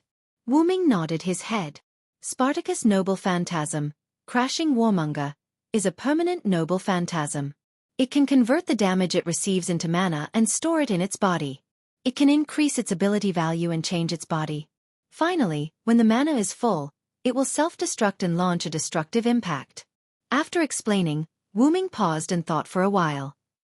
I think Demetrius must have used the command incantation to give the command to unleash the greatest power of the noble phantasm 3 times. It strengthened Spartacus' noble phantasm. In addition to Fergus' continuous attacks and the overcharging of Spartacus' noble phantasm, it caused Spartacus to reach the critical point and self-destruct before it could transform into a monster. Rama and Maeve thought for a while and realized that this was the most suitable explanation for the current situation. However, I think Fergus' noble phantasm had a huge impact on the situation here. Maeve smiled. What do you mean? Wu Ming asked. Maeve then told Wu Ming about the neon sword that seemed to have been infused with all its power. Does that mean it's the same as Ibaraki Duji? Wu Ming touched his chin.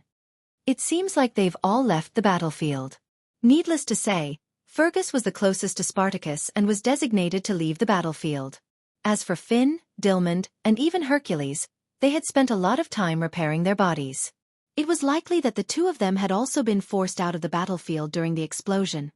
Don't we need to care about Hercules? Rama asked. He knew that Wu Ming did not kill Hercules. He only tied Hercules up and buried him. Don't worry about that guy for now. He's no different from leaving the battlefield. Wu Ming waved his hand. After all, it was not easy for Hercules to break free from the pseudo-skylock that was almost the same as the real skylock. Just when Wu Ming was about to check on Achilles, a dark purple ripple suddenly appeared.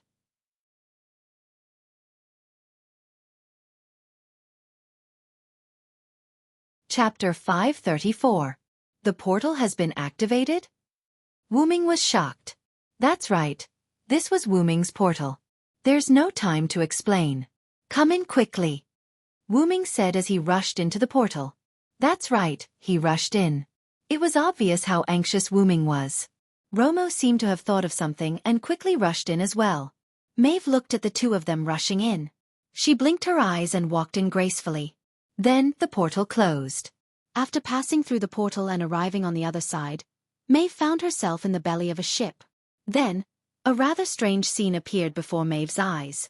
Wu Ming was holding the Holy Grail in one hand and a spear in the other.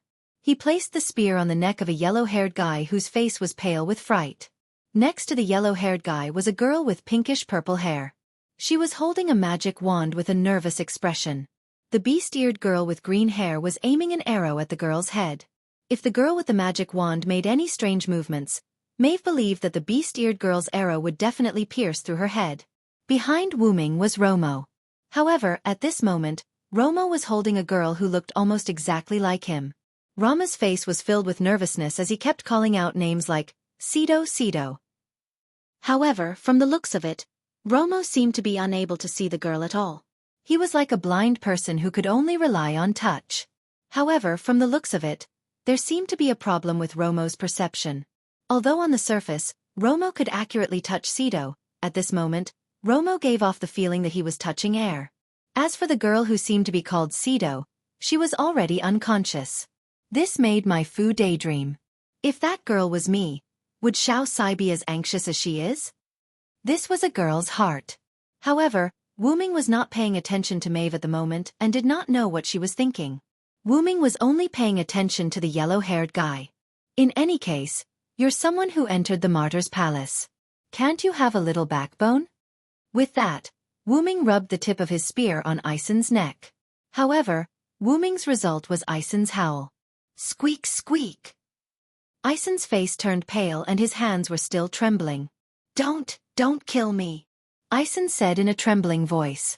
Looking at Aisen in such a state, Medea, or Lily looked at Aisen with worry and disappointment.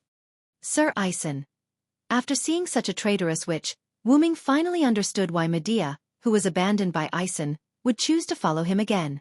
Because Medea was in the form of a girl's dream of a girl. Wu Ming shook his head.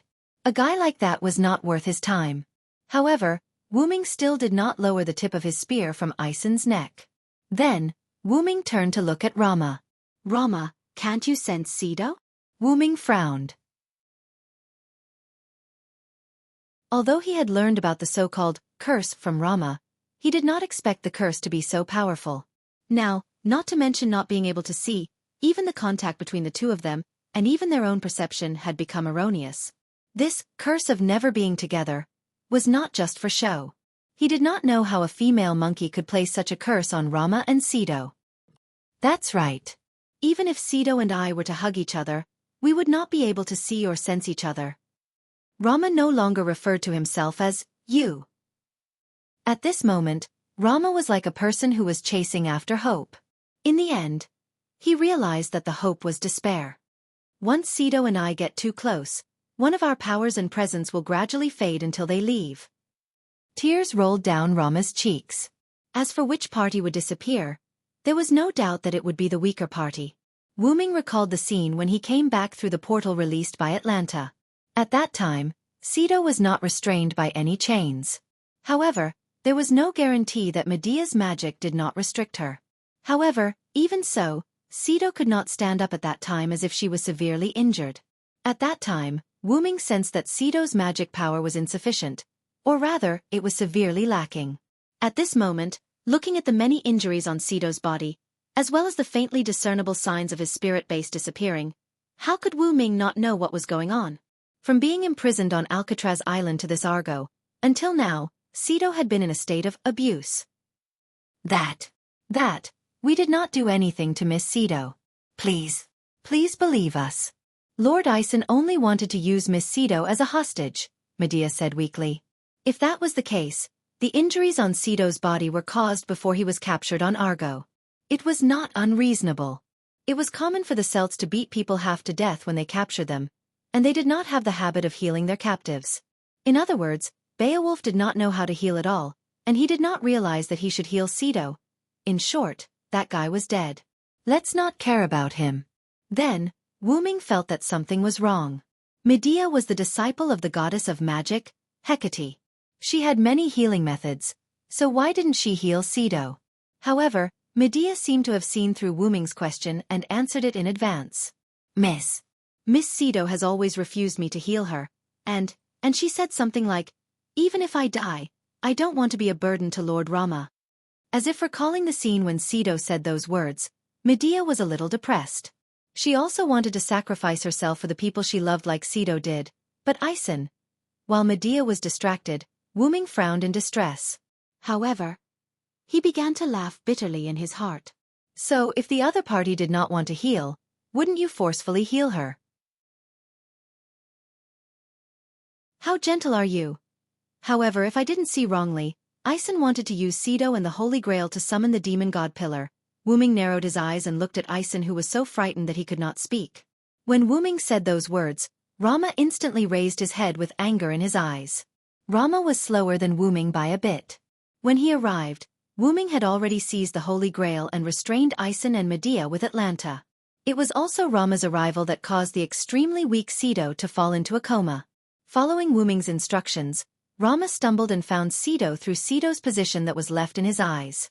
However, it did not work. Rama could not see Sido at all, nor could he touch Sido. However, he did not give up and kept calling out Sido's name. How could a man who loved his wife not be enraged when he found out that his wife had almost been used as a sacrifice? Bang!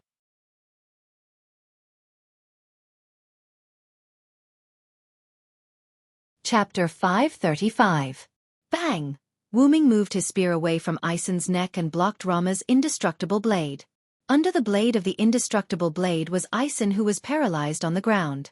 However, Demetrius, who made a little movement, was stopped by Atlanta's arrows. Calm down, Rama. Wuming tried to persuade Rama gently. You want me to calm down? The guy who almost turned Sido into a demon god pillar is right in front of me. How can I calm down? Rama's eyes were burning with flames as he stared at Isen fiercely as if he wanted to eat Isen alive. We are friends, right? If so, listen to my advice. Isen is still useful, so don't kill him for the time being. Otherwise, Wuming, who had already snatched the Greek Holy Grail, would have already made his move. Rama looked at Wuming and nodded. He then continued to stare at Isen fiercely. Maeve, please do me a favor.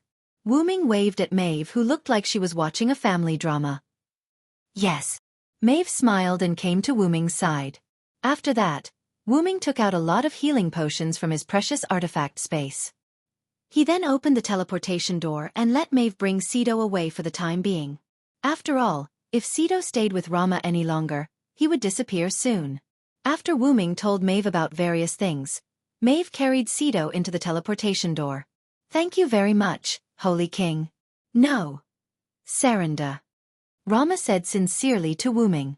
It was an eye-opener for Wuming to be able to make the proud and arrogant Rama, who often threw tantrums, apologize so sincerely.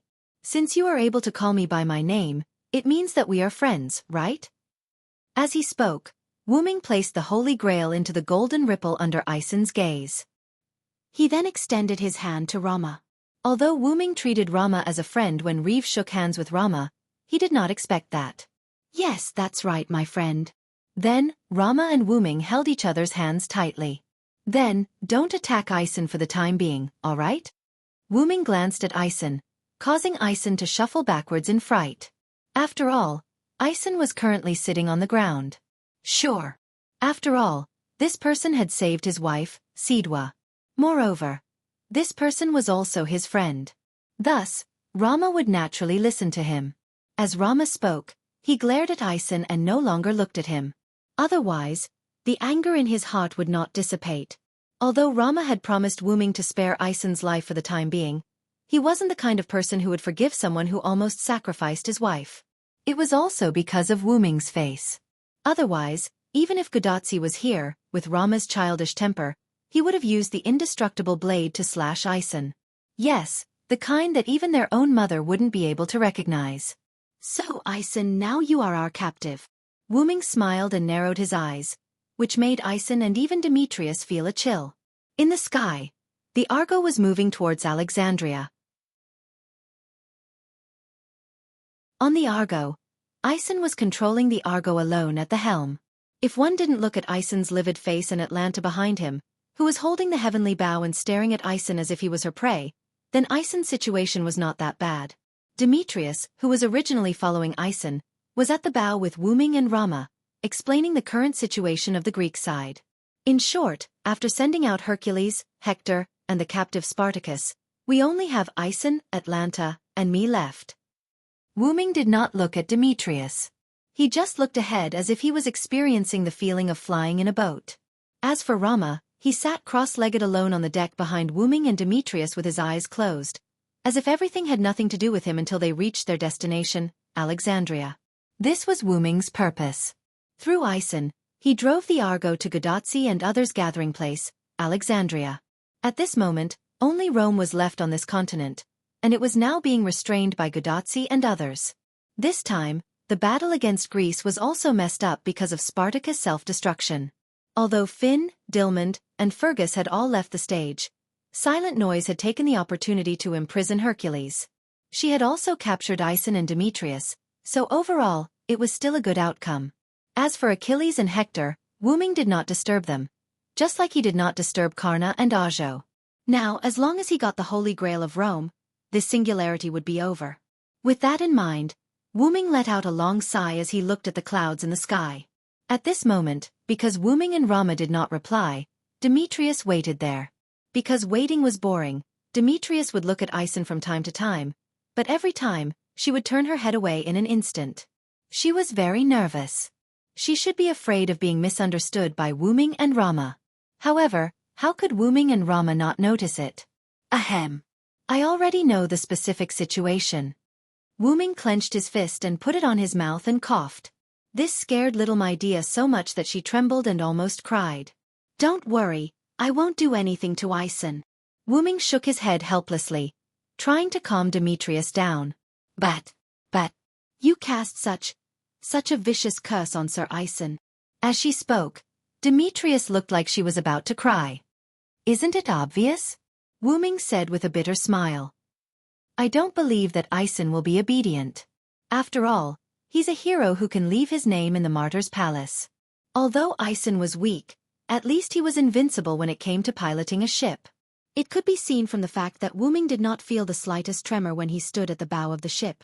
Moreover, the existence that could be chosen by the two great restraints and dragged into the martyr's palace, regardless of whether it was a hero or an anti-hero, would definitely not be the same as ordinary people. Wuming could not be sure if Isen would betray him or do something else when Wuming and the others attacked Rome. Therefore, Wuming planted a lot of complicated Lune Rune tactics in Isen's body. Then, he told Demetrius and Isen that as long as Wuming willed it, Isen would experience what it meant to be in a living hell. Because what he said was true, Isen and Demetrius believed him. Moreover, when Wuming planted those complicated Lune Rune tactics, Demetrius was beside him. No matter how much Isen cried and howled, Isen, who was being held down by Rama, had his body implanted with those tactics in front of Demetrius, who was being watched by Atlanta. However, Wuming did not know anything about curses, nor did he study them. So what he said was a complete lie. However, no matter who saw those extremely complicated and mysterious Lune Rune tactics, they would not doubt Wuming's words.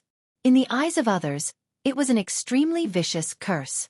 As long as you are obedient, nothing will happen. Wuming looked at Demetrius with a smile. Demetrius could only nod helplessly. After all, they could not defeat Wuming and the others.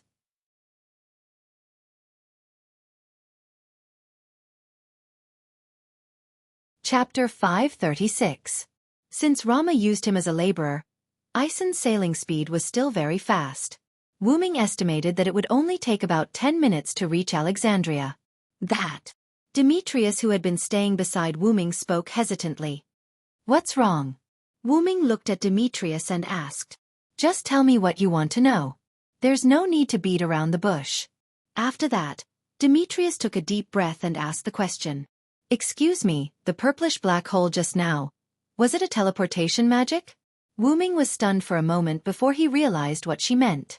The purplish black hole that Demetrius was referring to was undoubtedly the teleportation door that Wuming came to the Argo. That's a magic trick that I learned from the other world. It's called gate. Gate. Demetrius repeated the word as she pondered. The effect is that based on the place that I've been to or the place that I've seen, I can create a teleportation door anywhere. Wuming briefly explained how to use the gate. Anywhere? Demetrius was obviously shocked. Pay attention to the premise. It must be a place that I've been to or the place that I've seen. Wuming knocked Demetrius's little head. This scene was extremely similar to a teacher scolding a disobedient student. Whoa! But, even so, it's still very powerful. Demetrius exclaimed as she hugged her little head and cried.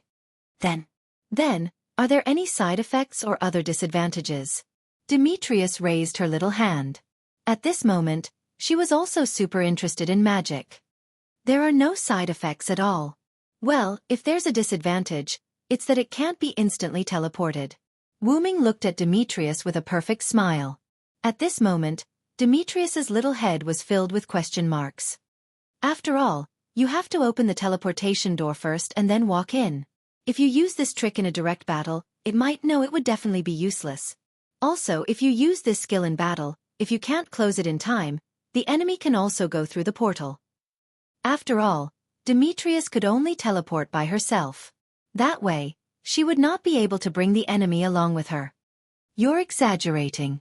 Even if that's the case, the magic you've learned from the other world is already very powerful. As long as you've been to a place before, or even a place as far as your eyes can see, it's really a powerful magic trick. Demetrius was slightly dazed. Indeed, this otherworld's magic is indeed very powerful. Either it's impossible to use it at all, but once you learn it, not only is the mana consumption low, but you can also move many people. It's much more useful than ordinary spatial magic. That's amazing, Medea said enviously. Do you want to learn? Wu-Ming suddenly asked when he saw the envious look on Medea's face. Is it really possible? Demetrius shouted excitedly. Of course. You're not Ison. I have a good impression of you. Wu-Ming was right. Such a naive little princess, because Ison went to the palace of the beauty goddess to make a wish, she fell in love with Ison and her life was ruined. Regarding this, Wu-Ming naturally did not mind teaching her the portal. Of course, the prerequisite was that Demetrius could learn it. But, we're still enemies. Demetrius began to hesitate. It has to be said that even if she had the reputation of a traitor witch, the current Demetrius was undoubtedly an obedient and sensible princess. Because of the hostile relationship between the two of them, she was worried about whether Wu-Ming teaching her magic tricks would be inappropriate. She was really a cute little princess. With the current situation, do you think we can still be considered enemies? Wu-Ming teased. Indeed. Now we're captives. Demetrius smiled awkwardly. Then, are you willing to learn this magic trick from me, Demetrius? Wu-Ming looked at Demetrius with great respect. Yes, I'm willing, teacher. Demetrius gripped her staff tightly with a serious expression. At this moment, Ison seemed to have been removed from Demetrius's mind. Demetrius only wanted to learn the portal magic trick. Then let us begin. Immediately after, a strange scene appeared on the deck. Wu-Ming and Demetrius stood facing each other with their eyes closed. Wu-Ming's hand was placed on Demetrius's head. Both of them did not move at all. This piqued Rama's interest. My friend, what are you doing? However, Wu-Ming did not immediately answer Rama. After a moment, Wu-Ming opened his eyes and put down his hand on Demetrius's head. It's just a simple memory-sharing magic trick. After all, it's more efficient this way. Alright, actually it was Wu-Ming who did not know how to teach. Even he himself used the game scroll to learn the portal magic trick. However, it was not impossible to reverse the process. However, Wu-Ming had never thought of teaching anyone, and no one had asked Wu-Ming. Therefore, Wu-Ming did not research on how to teach others the portal magic trick. After reading the nameless spell book for a period of time, Wu-Ming did not look at it anymore. It was fine as long as they could use it. Moreover, Wu-Ming did not dare to guarantee that people from other worlds could learn the magic trick of the game Yggdrasil. Wu-Ming also chose to teach Demetrius this magic trick because she was a little girl who was passionate about magic. Without any ambiguity, Wu-Ming and Demetrius' relationship was only that of a teacher and a student. Rama did not say anything else. After all, he did not know much about magic and was not very interested in it. Therefore, he walked to the bow of the ship and looked at the scenery. As for Wu-Ming, he looked at Demetrius who still had her eyes closed. At that moment, Wu-Ming's heart was filled with anticipation. Could the magic trick of the game Yggdrasil be learned by the miraculous hero spirit of this world? Wu-Ming was very curious. After about 10 seconds, Demetrius opened her eyes. Her eyes were as beautiful as gemstones. His eyes were brimming with excitement and joy. The result was obvious. From the looks of it, you should have learned teleportation gate, right, Demetrius? Wu-Ming smiled at Demetrius, pleased. Yes, teacher. I have successfully learned this magic trick. Demetrius shouted excitedly like a small animal. Thank you very much, teacher. Demetrius bowed deeply to Wu-Ming to express her gratitude. For Demetrius, who was very interested in magic, being able to learn the magic trick of another world was a great favor. Just as Wu-Ming wanted to say something, Rama, who was at the bow of the ship, spoke. What?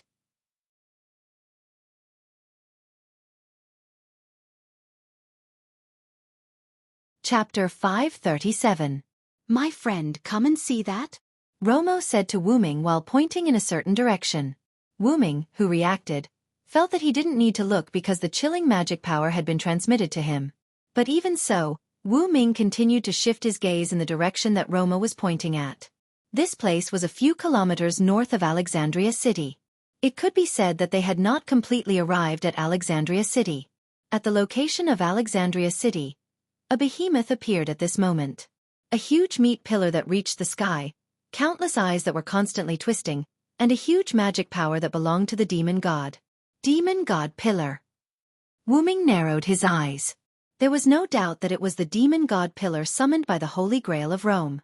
Could it be that Sharon and the others had forced Rome into a corner?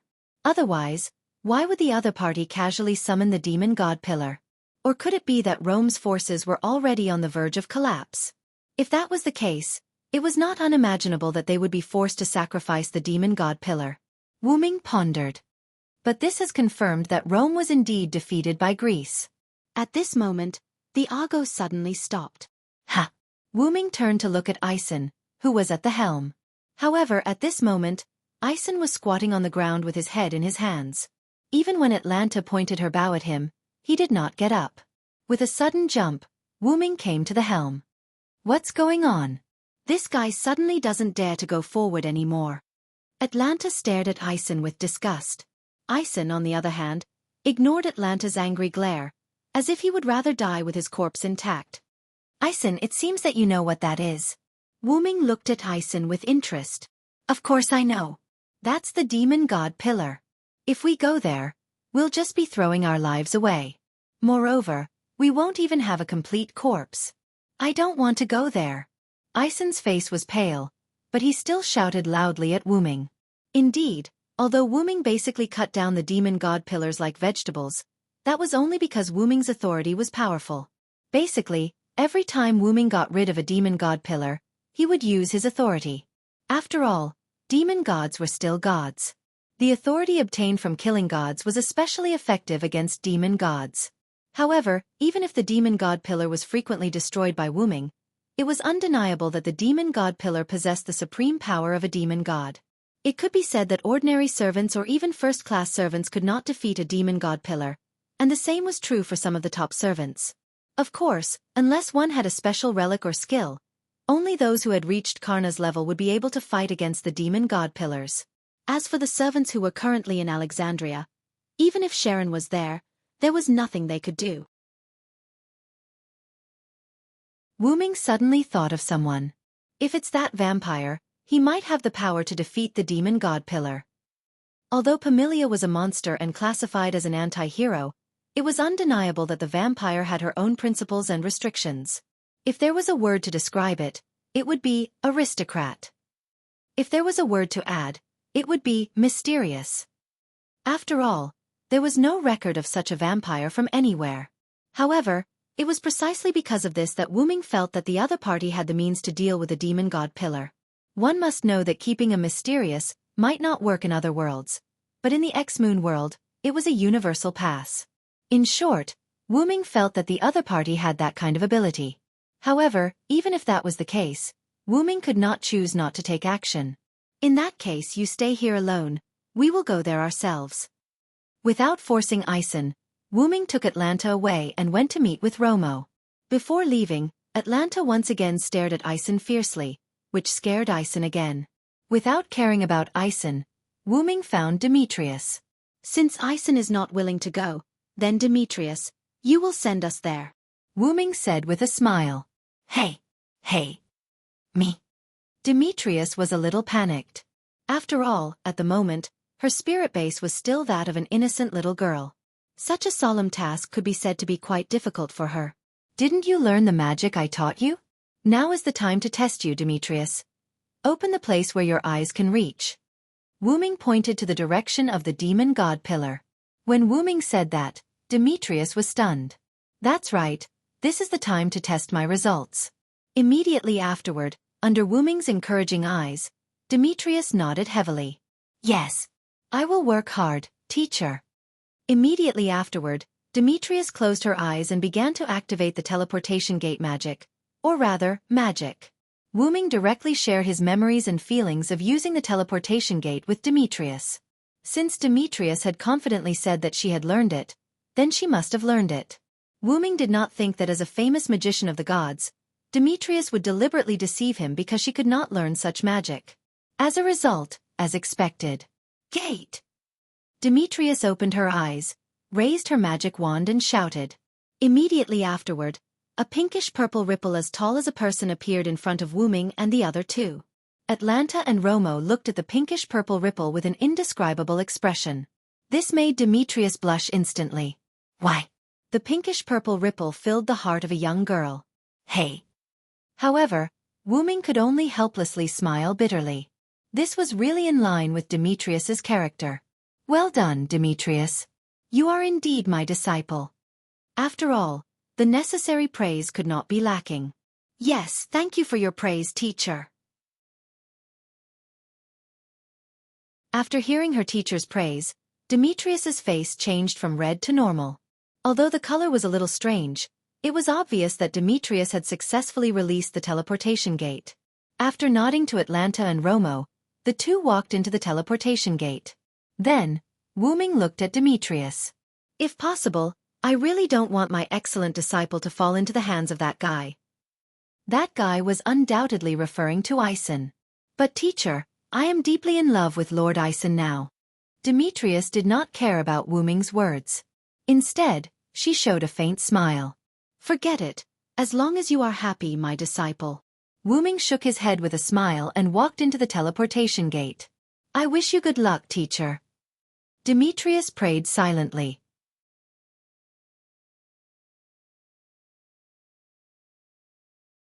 Chapter 538. In the city of Alexandria, which had become a battlefield, there were ruins everywhere.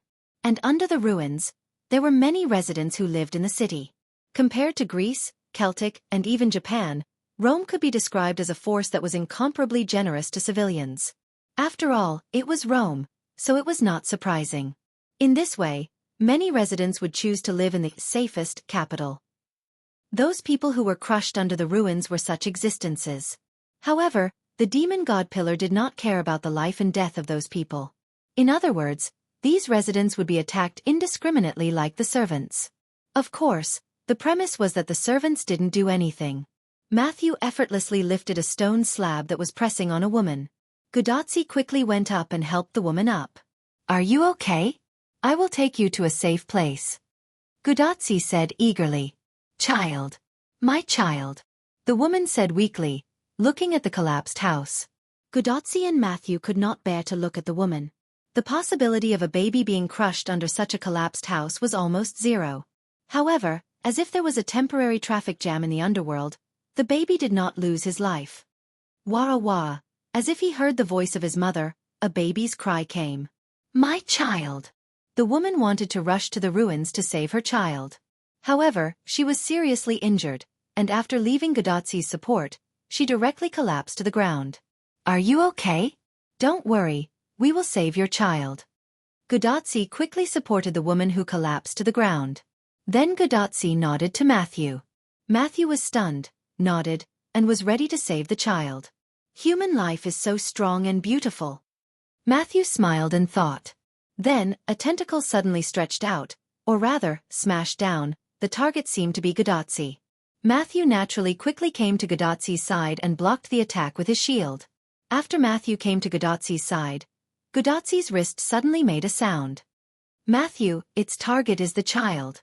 As if confirming the voice's words, the tentacle dramatically and strangely changed its direction, and its target was the ruins where the baby's cry came from. No! The child's mother screamed at the top of her lungs, trying to stop the tentacles. However, it all happened so fast that Godotsi, the woman, and even Matthew were powerless to stop it. Matthew did not expect the tentacles to be so strange. Using Godotsi as bait, he forced Matthew to change the formation. As a result, his target became the baby under the ruins. Just like that, the tentacle fell towards the baby. Just as the tentacle was about to fall, a voice sounded in Mashu's and Gudazi's ears. Brahmastra, indestructible Rakshasa. In an instant, the indestructible blade spun with thunder and hit the tentacle. The tentacle was sent flying with an indescribable sound that sounded like a scream. The powerful and perfectly controlled power did not hurt the ruins below when it sent the tentacle flying. Taking advantage of this moment, Matthew went directly to the place where the baby was crying. He used his magic to gently clean up the ruins, revealing the cute child who was miraculously alive in the corner. Although the baby was still crying, it was indeed a symbol of life in everyone's eyes. Great! Matthew quickly picked up the baby, came to the woman, and handed the baby to the woman, the baby's mother. Thank you, my child, my child. After hurriedly thanking Godotzi and Matthew, the woman held her child and kept talking. The indestructible blade flew back after sending the tentacle monkey flying. Matthew looked at the person in surprise. It's really Mr. Rama. It was Rama's noble phantasm that sent the tentacle flying. But Godotzi was concerned about another thing. In other words, assassin is also here. Godotzi looked around, but she did not find any trace of Wuming. At this time, looking at Godotzi who was searching around, Rama spoke. Don't look for him, my friend is not here. Then, Godotzi's little face looked like she was crying. How could this be? On the other side, Sharon and the other so-called main battle servants were in charge of attacking. Wah dash! Why Lisabeth jumped and dodged a huge tentacle attack. How rude! How could you treat a lady like this? Why Lisabeth patted the dust on her dress with lingering fear and said with dissatisfaction. Miss, what time is it now? Do you still care about those things? Robin Hood complained, rolled, and fired a few useless shots at the huge demon god pillar not far away. Take care of yourself, green rat! Why Lisabeth shouted at Robin Hood angrily. Robin Hood could only helplessly take a few steps back, a look of discomfort on his face. Then, the blue and white flame flew past Why Lisabeth's hair. Wah dash! Why Lisabeth screamed in fear. Do you want to kill me? Why Lisabeth touched her hair and looked at Xiaofan with tears in her eyes. Sure enough, your lizard is useless. Xiaofan did not answer Why Lisabeth directly, but released the flame at the demon god pillar while mocking Why Lisabeth. Of course, Xiaofan's attack was not very effective. Do you want to fight, fire-breathing snake? Why Lisabeth stared at Xiaofan fiercely. Come on, I'm not afraid of you. And Xiaofan also stared back at Why Lisabeth. Sigh, Robin Hood sighed helplessly. This is a battlefield, young missus. The enemy is a demon god pillar. Take it easy, even if they seriously deal with the demon god pillar, it won't have any effect. Billy Boy, who suddenly appeared, pressed his hat, and his face was full of helplessness. After hearing Billy Boy's words, Robin Hood also showed a helpless smile. As a servant, their spiritual base was too low, and they couldn't cause damage to the demon god pillar. They couldn't even attract or restrain it. Only a few tentacles attacked them, and they were the waterproof kind. Because the other tentacles were attacking Sharon. Geronimo, who was following behind Billy Boy, frowned helplessly and looked to the north. I hope the second team can complete the mission smoothly. Then they could support them. Then, Geronimo saw the lightning that represented the indestructible blade and smiled. They're coming. You're tuning in to the Xiaofan's Wuxia Tales YouTube channel. Don't forget to subscribe and join us on this journey to catch the most captivating stories.